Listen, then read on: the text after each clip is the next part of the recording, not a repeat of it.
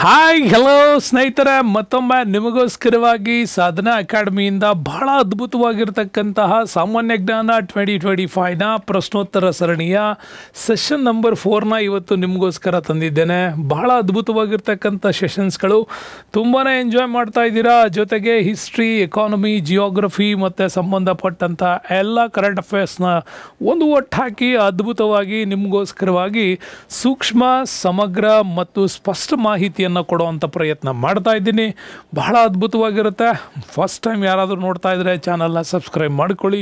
ಸ್ನೇಹಿತರಿಗೂ ಕೂಡ ಈ ಲಿಂಕ್ಗಳನ್ನ ಶೇರ್ ಮಾಡಿ. ತುಂಬ ಜನರಿಗೆ ಅದರ ಬೇಸಿಕ್ ವ್ಯಾಲ್ಯೂಸಿಂದ ಹಿಡಿದ್ಬಿಟ್ಟು ಅಪ್ಡೇಟೆಡ್ ಎಕ್ಸಾಮ್ಸ್ ವ್ಯಾಲ್ಯೂ ತನಕನೂ ಕೂಡ ಈ ಪ್ರಶ್ನೋತ್ತರ ಸರಣಿಗಳಲ್ಲಿ ನಿಮಗೋಸ್ಕರ ತರ್ತಾ ಇದ್ದೀನಿ. ನಾನು ನಿಮ್ಮ ರಮೇಶ್ ಸರ್. ಸ್ನೇಹಿತರೆ, ಇವತ್ತಿಗೆ ನಮ್ಮ ಮುಂದಿನ ತರಗತಿ 4ಕ್ಕೆ ಬರೋಣ. ಸಾಮಾನ್ಯ ಜ್ಞಾನ 2025ನ ಸೀರೀಸ್. ಈ 3 ಕ್ಲಾಸ್ಗಳನ್ನ ಈ ಹಿಂದೆ ಯಾರು ನೋಡಿಲ್ಲ ದಯವಿಟ್ಟು ನೋಡಿ. ಆ ಒಂದು ಪ್ಲೇಲಿಸ್ಟ್ಗಳು ಕೂಡ ನಿಮಗದು ಸಿಗುತ್ತೆ ಅಂತ ಹೇಳ್ತಾ, ಸೊ ಇವತ್ತಿನ ಪ್ರಶ್ನೆ ನಂಬರ್ 61ಗೆ ಬರ್ತೀನಿ. 3 ಸರಣಿಗಳಾಗಿದೆ, 59, 60 ತನಕ. ಇವತ್ತು 61ರಿಂದ ನಮ್ಮ ಈ ಒಂದು ಕೆಲಸ ಶುರು ಮಾಡ್ತಾ ಇದ್ದೀನಿ. ನೋಡಿ, ಸ್ಟೇಟ್ಮೆಂಟ್ ಇದೆ, 7 ಎದ್ದೇಳು ಗುರಿ ಮುಟ್ಟುವ ತನಕ ನಿಲ್ಲದಿರು ಅಂತ. 7 ಎದ್ದೇಳು ಗುರಿ ಮುಟ್ಟುವ ತನಕ ನಿಲ್ಲದಿರು ಅಥವಾ ನಿಲ್ಲಬೇಡಿ ಅಂತ ಹೇಳಿದ ಭಾರತೀಯ ಯುವ ಜನತೆಗೆ ಪ್ರೇರೇಪಿಸಿದವರು ಯಾರು ಅನ್ನುವಂಥದ್ದು ಬರ್ತದೆ. ಪ್ರತಿ ವರ್ಷ ಜನವರಿ ತಿಂಗಳಲ್ಲಿ ಆ ಯುವ ದಿನ ಆಚರಣೆ ಮಾಡೋ ಸಂದರ್ಭದಲ್ಲೆಲ್ಲ ಈ ಸ್ಟೇಟ್ಮೆಂಟ್ಸ್ ನಮ್ಮನ್ನು ಭಾಳ ಕಾಡುತ್ತೆ.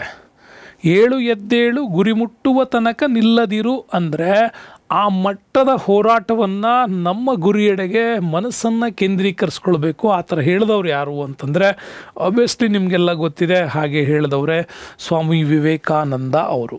Okay, Swami Vivekananda it's a greatest ಒಂದು ವಿಚಾರ ನಿಮಗೆ ಗೊತ್ತಿದೆ. ಸ್ವಾಮಿ ವಿವೇಕಾನಂದರು ಈ ಮಾತನ್ನು ಹೇಳ್ತಾರೆ ಅಂತ. ಸ್ವಾಮಿ ವಿವೇಕಾನಂದರ ವಿಚಾರದಲ್ಲಿ ಅವರನ್ನು ನಾವು ಯಾವಾಗಲೂ ಕೂಡ ಸ್ವಾಮಿ ಅಂತ ಕರೆದ ತಕ್ಷಣ ಮಾಮೂಲಿ ಸ್ವಾಮಿ ಅಲ್ಲ ಅದು. ಸೊ ಎಲ್ಲ ಯುವಕರ ಮನಸ್ಸಿನಲ್ಲಿ ಒಂದು ಶಕ್ತಿಯನ್ನು ತುಂಬಿದಂಥವ್ರು ಅವರು. ಅಂಥ ಅದ್ಭುತವಾದ ಶಕ್ತಿಯನ್ನು ತುಂಬಿದ್ದರ ಉದ್ದೇಶನೇ ಇಷ್ಟೇ, ಒಂದು ಹೊಸತನವನ್ನು ನಿರ್ಮಾಣ ಮಾಡಬೇಕು. ಭಾರತೀಯ ಸಮಾಜಕ್ಕೆ ಬೇಕಾಗಿರ್ತಕ್ಕಂಥ ಎಲ್ಲ ರೀತಿಯ ಜ್ಞಾನ ವಿಜ್ಞಾನಗಳು ದೊರಕಿ ಅದ್ಭುತವಾದಂಥ ಯುವಜನತೆಯಿಂದ ಈ ದೇಶವನ್ನು ಕಟ್ಟಬೇಕು ಅನ್ನುವಂಥ ಕತೆ. ಜೊತೆಗೆ ಅವರು ಯಾವಾಗಲೂ ಹೇಳ್ತಾರೆ, ಭಾರತ ವಿಶ್ವಗುರು ಸ್ಥಾನದಲ್ಲಿ ಕೂರಬೇಕು ಅಂತ. ಭಾರತ ವಿಶ್ವಗುರು ಸ್ಥಾನದಲ್ಲಿ ಕೂರಬೇಕು ಅಂತ. ಈ ನಮ್ಮ ವಿಶ್ವಗುರು ಸ್ಥಾನದಲ್ಲಿ ಕೂರಬೇಕು ಅನ್ನೋವಂಥ ಪ್ರಯತ್ನಕ್ಕೆ ಈ ಭಾರತಕ್ಕೆ ಬೇಕಾಗಿರೋದು ಏನು? ಯುವಜನತೆಯ ಕೊಡುಗೆ. ಅಟ್ ಪ್ರೆಸೆಂಟ್ ನಮ್ಮ ದೇಶದಲ್ಲಿ 15ರಿಂದ 60 ವಯಸ್ಸಿನ ಒಳಗಿರುವವರ ಸಂಖ್ಯೆ ಜಾಸ್ತಿ ಇದೆ. ಹಾಗಾಗಿ ಭಾರತ ಈಗ ಯಂಗ್ ಬ್ಲಡ್ಡಲ್ಲಿ ಹೋಗ್ತಾ ಇದೆ. ಈ ಸಂದರ್ಭದಲ್ಲಿ ನಾವೇನಾದರೂ ಸಾಧಿಸಲಿಲ್ಲ ಅಂತಂದರೆ ಮುಂದಿನ ದಿನಮಾನಗಳಲ್ಲಿ ಅದನ್ನು ಸಾಧಿಸೋದಕ್ಕೆ ಸಾಧ್ಯ ಇಲ್ಲ. ಹಾಗಾಗಿ ಅವ್ರು ಹೇಳ್ತಾರೆ, 7 ಎದ್ದೇಳಿ ಗುರಿ ಮುಟ್ಟುವ ತನಕ ನಿಲ್ಲಬೇಡಿ ಅಂತ. ಬಹಳ ಅದ್ಭುತವಾಗಿ ಸಿಡಿಲಮರಿ ಸಂತ ಅಂಥೇಳಿ ಒಂದು ಸಾಧನಾ ಅಕಾಡೆಮಿಯಲ್ಲಿ ವಿವೇಕಾನಂದರ ಕಂಪ್ಲೀಟ್ ಸ್ಟೋರಿ ಹಾಕಿದ್ದೀನಿ. ಬಹಳ ಅದ್ಭುತವಾಗಿ ಸುಮಾರು 10-12 ಲಕ್ಷ ಜನರು ನೋಡಿದ್ದಾರೆ. ಭಾಳ ದೊಡ್ಡ ದೊಡ್ಡ ಪ್ರೊಫೆಸರ್ಗಳಿಂದ ಎಲ್ಲ ನೋಡಿ ಫೋನ್ ಕೂಡ ಮಾಡಿದ್ದಾರೆ, ಇಷ್ಟು ಅದ್ಭುತವಾದ ಮಾಹಿತಿ ನೀವು ಹೇಗೆ ಹಾಕಿದ್ದೀರಿ ಅಂತ. ಸೊ ಅಂಥ ಸಿಡಿಲಮರಿ ಸಂತ ಅಂತಲೇ ಒಂದು ಹೆಡ್ಲೈನ್ ಹಾಕಿ ಸ್ವಾಮಿ ವಿವೇಕಾನಂದರ ಕಂಪ್ಲೀಟ್ ವಿಡಿಯೋ ಮಾಡಿದ್ದೀನಿ. ನೋಡಿ ಹೇಗೆ ವಿವೇಕಾನಂದರು ನಮಗೆ ಇನ್ಸ್ಪೈರ್ ಆಗಿದ್ದರು ಅಂತ. ವಿವೇಕಾನಂದರ ಬಗ್ಗೆ ಓದದೇ ಇದ್ದ ಭಾರತೀಯ ಭಾರತದಲ್ಲಿ ಇರಲಿಕ್ಕೆ ಅವನು ನಾಲಾಯಕ್ ಅಂತ ಹೇಳಬೇಕು. ವಿವೇಕಾನಂದರ ಬಗ್ಗೆ ಓದೋದಕ್ಕೆ ಅವನ ಕೈಲಿ ಆಗಿಲ್ಲ ಅಂತಂದರೆ ಅವ್ನು ನಾಲಾಯಕ್ ಅನ್ಕೊಂತೀನಿ ನಾನು. ಯಾಕೆಂದ್ರೆ ನೀವು ಓದಬೇಕು. ಭಾರತದಲ್ಲಿ ಇದೆಯಾ ಅಂತಂದಮೇಲೆ ಭಾರತದ ಒಬ್ಬ ಶ್ರೇಷ್ಠ ಪವರ್ಫುಲ್ ಕಂಪ್ಲೀಟ್ ನಾಲೆಡ್ಜ್ ಪ್ಯಾಕೇಜ್ ಇರ್ತಕ್ಕಂಥ ಒಬ್ಬ ಶ್ರೇಷ್ಠ ಮನುಷ್ಯನ ಬಗ್ಗೆ ನೀವು ಓದಿ ತಿಳ್ಕೊಳ್ಳೇಬೇಕು. ಅದನ್ನು ತಿಳ್ಕೊಳ್ಳೋ ಪ್ರಯತ್ನ ನೀವು ಮಾಡ್ತೀರಿ ಅಂತ ನಾನು ಹೇಳ್ತಾ ಇದ್ದೀನಿ. ಇದೇ ರೀತಿ ಅನೇಕ ಸ್ಟೇಟ್ಮೆಂಟ್ಗಳನ್ನು ಎಕ್ಸಾಮ್ಸ್ ದೃಷ್ಟಿಯಿಂದ ನಿಮಗೆ ಆವಾಗವಾಗ ಕೇಳ್ತಾ ಇರ್ತಾರೆ. ಏನು ಕೇಳ್ತಾರೆ ನೋಡಿ, ಮಾಡು ಇಲ್ಲವೇ ಮಡಿ ಅಂತೇಳಿ ಗಾಂಧೀಜಿ 1942ರ ಕ್ವಿಟ್ ಇಂಡಿಯಾ ಚಳುವಳಿ ಅಥವಾ ಬ್ರಿಟಿಷರೇ ಭಾರತ ಬಿಟ್ಟು ತೊಲಗಿ ಅನ್ನುವ ಚಳುವಳಿ ಸಂದರ್ಭದಲ್ಲಿ ಈ ಸ್ಟೇಟ್ಮೆಂಟನ್ನು ಕೊಡ್ತಾರೆ ಅವರು.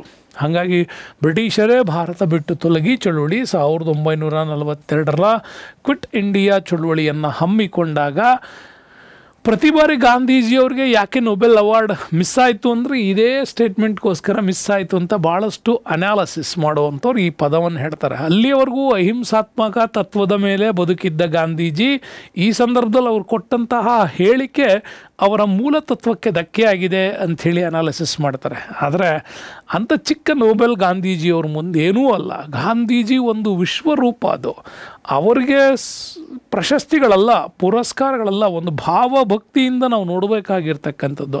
ಪ್ರತಿಯೊಬ್ಬ ಎಕ್ಸಾಮ್ಸ್ ಬರೆಯೋನು ಕೂಡ ನಾನು ಹೇಳ್ತೀನಿ, ಮಹಾತ್ಮ ಗಾಂಧೀಜಿಯನ್ನು ನೀನು ಆರಾಧಿಸ್ತಾ ಇದ್ದರೆ ಮಾಡರ್ನ್ ಇಂಡಿಯನ್ ಹಿಸ್ಟ್ರಿ ನಿನ್ನ ಕೈಲಿ ಓದೋದಕ್ಕಾಗೋದಿಲ್ಲ, ಹೆಚ್ಚು ಪ್ರಶ್ನೆಗಳನ್ನು ನೀನು ಗೆಲ್ಲೋದಕ್ಕೆ ಸಾಧ್ಯ ಇಲ್ಲ ಅಂತ. ಹಾಗಾಗಿ ಗೆಲ್ಲಲೇಬೇಕು ಅನ್ನೋದು ಅಂತಂದರೆ ಅದು ಮಹಾತ್ಮ ಗಾಂಧೀಜಿಯವ್ರ ವಿಚಾರದಲ್ಲಿ.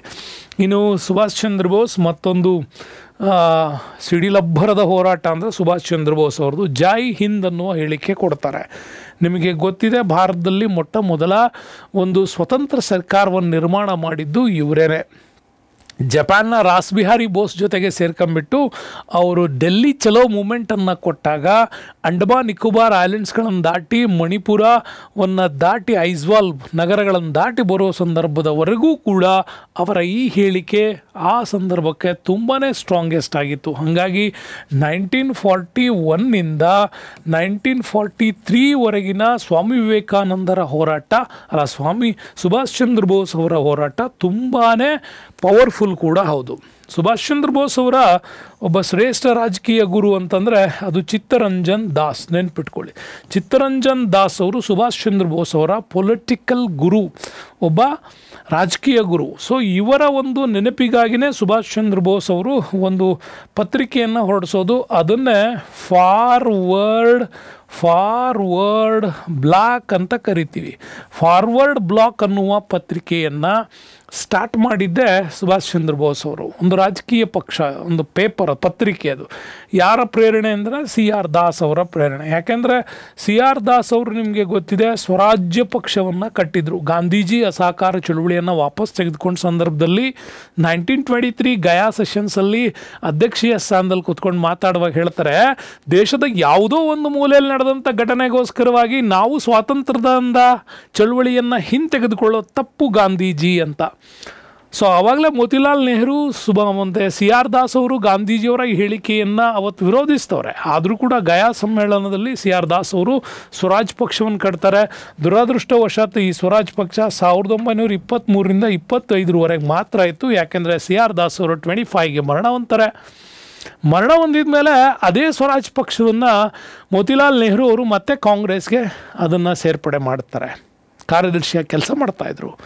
ಆ ಸಂದರ್ಭದಲ್ಲೇ ಸುಭಾಷ್ ಚಂದ್ರ ಬೋಸ್ ಅವರು ಈ ಫಾರ್ವರ್ಡ್ ಬ್ಲಾಕ್ ಅಂದರೆ ಕಾಂಗ್ರೆಸ್ ವಿಮುಕ್ತಿಯಾಗಿ ಅವರು ಹೋರಾಟ ಮಾಡೋ ಸಂದರ್ಭದಲ್ಲಿ ಕಾಂಗ್ರೆಸ್ಗೆ ರಿಸೈನ್ ಮಾಡಿ ಹೊರಗೆ ಬಂದ ಮೇಲೆ ತಮ್ಮದೇ ಆಗಿರ್ತಕ್ಕಂಥ ಹೊಸ ರಾಜಕೀಯ ಪಕ್ಷ ಅದು ಫಾರ್ವರ್ಡ್ ಬ್ಲಾಕ್ ಅಂತ. ಯಾಕೆಂದರೆ CR ದಾಸ್ ಅವರು ಹೊರಡಿಸ್ತಿದ್ದಂಥ ನ್ಯೂಸ್ ಪೇಪರೇ ಫಾರ್ವರ್ಡ್. ಈ ಫಾರ್ವರ್ಡ್ಗೆ ಅವರು ಪ್ರಮುಖ ಸಂಪಾದಕೀಯವನ್ನೇ ಆ ಕಾಲಕ್ಕೆ ಸುಭಾಷ್ ಚಂದ್ರ ಬೋಸ್ ಅವರು ಬರೀತಾಯಿದ್ರು. ಹಾಗಾಗಿ ಒಂದು ಬೆಸ್ಟ್ ರಾಜಕೀಯ ಪಕ್ಷವನ್ನು ಫಾರ್ವರ್ಡ್ ಬ್ಲಾಕ್ ಆಗಿ ನಿರ್ಮಾಣ ಮಾಡಿದ್ದೆ ಅದು ಸುಭಾಷ್ ಚಂದ್ರ ಬೋಸ್. ಆ ಸಂದರ್ಭದಲ್ಲೇ ಅವ್ರು ಹೇಳುವಂಥದ್ದು, ನನಗೆ ರಕ್ತ ಕೊಡಿ, ನಾನು ನಿಮಗೆ ಸ್ವಾತಂತ್ರ್ಯ ಕೊಡ್ತೇನೆ, ಸ್ವಾತಂತ್ರ್ಯವನ್ನು ನೀಡುವಂಥ ವಿಚಾರ ಏನಿಲ್ಲ, ಸ್ವಾತಂತ್ರ್ಯವನ್ನು ನೀಡುವುದಿಲ್ಲ, ನಾವು ಅದನ್ನು ಪಡೆದುಕೊಳ್ಳುತ್ತೇವೆ ಅನ್ನುವಂಥ ಸ್ಟೇಟ್ಮೆಂಟನ್ನು ಕೊಟ್ಟಿದ್ದೆ ಸುಭಾಷ್ ಚಂದ್ರ ಬೋಸ್ ಅವರು. ನೆಕ್ಸ್ಟು ನಮಗೆ ಇಂಪಾರ್ಟೆಂಟಾಗಿ ಬರ್ತಕ್ಕಂಥದ್ದು ವಂದೇ ಮಾತರಂ ವಿಚಾರ. ನಿಮಗೆಲ್ಲ ಗೊತ್ತಿದೆ, ವಂದೇ ಮಾತರಂ ಅನ್ನು ಬರೆದವರು ಬಂಕಿಮಚಂದ್ರ ಚಟರ್ಜಿ ಅಥವಾ ಪೂರ್ಣ ಹೆಸರು ಚಟ್ಟೋಪಾಧ್ಯಾಯ ಅಂತ ಕರಿತೀವಿ. ಅವ್ರದ್ದೇ ಒಂದು ಇಂಪಾರ್ಟೆಂಟ್ ಕೃತಿ ಇದೆಯಲ್ಲ, ಆನಂದ ಮಠ ಅಂತೇಳಿ. ಸೊ ಈ ಆನಂದ ಮಠದಲ್ಲಿ ಒಂದು ಪ್ರಮುಖವಾಗಿ ಈ ಕವಿತೆಯನ್ನು ಬರೀತಾರೆ. ಈ ಆನಂದ ಮಠ ಯಾವ ಸಬ್ಜೆಕ್ಟನ್ನು ಒಳಗೊಂಡಂಥ ಕಾದಂಬರಿ ಅಂತ ನಿಮಗೆ ಕೇಳಿದರೆ, ಬಂಗಾಳದಲ್ಲಿ ನಡೆದಂಥ ಸನ್ಯಾಸಿ ದಂಗೆ ಅಂತ ನೆನ್ಪಿಟ್ಕೊಳ್ಳಿ. ಬಂಗಾಳದಲ್ಲಿ ನಡೆದಂಥ ಸನ್ಯಾಸಿ ದಂಗೆಯ ಈವೆಂಟನ್ನೇ ಮುಖ್ಯವಾಗಿಟ್ಕೊಂಡು ಬಂಕಿಮಚಂದ್ರ ಚಟ್ಟೋಪಾಧ್ಯಾಯ ಅವರು ಆನಂದ ಮಠ ಕಾದಂಬರಿಯನ್ನು ಬರೀತಾರೆ. ಅದರಲ್ಲೇ ಅವರು ಬರೆದದ್ದು ಯಾವುದು, ವಂದೇ ಮಾತರಂ ಅನ್ನುವಂಥ ಗೀತೆ. ಸೊ ವಂದೇ ಮಾತರಂ ಗೀತೆಯನ್ನು ಭಾರತದ ಇವತ್ತಿನ ಅಟ್ ಪ್ರೆಸೆಂಟ್ ನ್ಯಾಷನಲ್ ಸಾಂಗ್ ಅಂತ ಕರಿತೀವಿ, ರಾಷ್ಟ್ರೀಯ ಗೀತೆ ಅಂತ. ರಾಷ್ಟ್ರಗೀತೆ ಮಾಡೋಕ್ಕಾಗಲಿಲ್ಲ ನಮಗೆ, ನ್ಯಾಷನಲ್ ಆ್ಯಂಥಮ್ ಮಾಡೋಕ್ಕಾಗಲಿಲ್ಲ. ಯಾಕೆಂದರೆ ನಿಮಗೆ ಗೊತ್ತಿದೆ, INC ಸೆಷನ್ಸಲ್ಲಿ ನಡೆಯುವಂಥ ಸಂದರ್ಭದಲ್ಲಿ ಭಾರತದಲ್ಲಿ ಮೊಟ್ಟ ಮೊದಲ ಬಾರಿಗೆ ವಂದೇ ಮಾತರಮನ್ನು ಹಾಡಿದಂಥ ಸಂದರ್ಭ. ಆ ಹಾಡಿದಂಥ ಸಂದರ್ಭದಲ್ಲಿ ಆ ಒಂದು ಸಮಾರಂಭದಲ್ಲಿ ಆ ಅಧ್ಯಕ್ಷೀಯ ಸ್ಥಾನದಲ್ಲಿ ಕೂತ್ಕೊಂಡಿದ್ದ ಮನುಷ್ಯ ಹೇಳ್ತಾನೆ, ಇದು ನನ್ನ ಧರ್ಮ ತತ್ವಗಳಿಗೆ ವಿರುದ್ಧವಾಗಿದೆ, ಹಾಗಾಗಿ ಇದನ್ನು ನಾವು ಹಾಡಲಿಕ್ಕಾಗೋದಿಲ್ಲ. ಒಕ್ಕೂಟದ ವಿಚಾರವನ್ನು ನೀವು ಮಾತಾಡ್ತಾ ಇದ್ದೀರಿ, ಹಾಗಾಗಿ ಇದನ್ನು ರಾಷ್ಟ್ರಗೀತೆ ಮಾಡಲಿಕ್ಕಾಗಲ್ಲ ಅಂದಾಗ ಅದಕ್ಕೆ ಅಷ್ಟೇ ಗೌರವ ಕೊಡಬೇಕು ಅನ್ನೋ ಕಾರಣಕ್ಕಾಗಿ ಮದನ್ ಮೋಹನ್ ಮಾಳವೀಯ ಅವರು ಮುಂದೆ ಇದನ್ನು ರಾಷ್ಟ್ರೀಯ ಗೀತೆ ಅಂದರೆ ನ್ಯಾಷನಲ್ ಸಾಂಗ್ ಅನ್ನೋ ಒಂದು ಗೌರವವನ್ನು ಇವತ್ತು ಕೂಡ ಅದಕ್ಕೆ ಉಳ್ಕೊಂಡಿರೋದು ಹಾಗಾಗಿ ಅವತ್ತದು ಹಿಂದಾಗತ್ತೆ. ನೆಕ್ಸ್ಟ್ ಬರ್ತೀವಿ, ಸ್ವರಾಜ್ಯನನ್ನು ಜನ್ಮಸಿದ್ಧ ಹಕ್ಕು, ನಾನು ಅದನ್ನು ಪಡೆದೇ ತೀರುವೆ ಅನ್ನುವಂಥ ಹೇಳಿಕೆಯನ್ನು ಕೊಟ್ಟಿದ್ದು ಬಾಲ್ ಗಂಗಾಧರ್ ತಿಲಕ್ ಅವರು. ಸೊ ಬಾಲ್ ಗಂಗಾಧರ್ ತಿಲಕ್ ಕೂಡ ಇಟ್ಸ್ ಎ ಬ್ಯೂಟಿಫುಲ್ ಮ್ಯಾಟರ್ಸ್, ನಿಮಗೂ ಕೂಡ ಸಿಗುತ್ತೆ. 1907 ಸೂರತ್ ಸೆಷನ್ಸ್, ಓಕೆ, ಸೂರತ್ತಲ್ಲಿ ನಡೆದಂಥ ಸೆಷನ್ಸಲ್ಲೇ ಬಾಲ್ ಗಂಗಾಧರ್ ತಿಲಕ್ ಅವರನ್ನು ತೀವ್ರಗಾಮಿಗಳ ನಾಯಕ ಅಂತ ಕೂಡ ಕರಿತೀವಿ ನಾವು. ಓಕೆ, ತೀವ್ರಗಾಮಿಗಳ ನಾಯಕ ಅಂಥೇಳಿ ಇವ್ರನ್ನ ಕರಿತೀವಿ. ಅಲ್ಲಿಯವರೆಗೂ ಕೂಡ ಕಾಂಗ್ರೆಸ್ ಏಕಪಕ್ಷೀಯವಾಗಿತ್ತು. ಯಾವಾಗ ಸೂರತ್ತಲ್ಲಿ ನಡೆದಂಥ ಸೆಷನ್ಸಲ್ಲಿ ಅಧ್ಯಕ್ಷೀಯ ಸ್ಥಾನಕ್ಕಾಗಿ ಗೋಪಾಲಕೃಷ್ಣ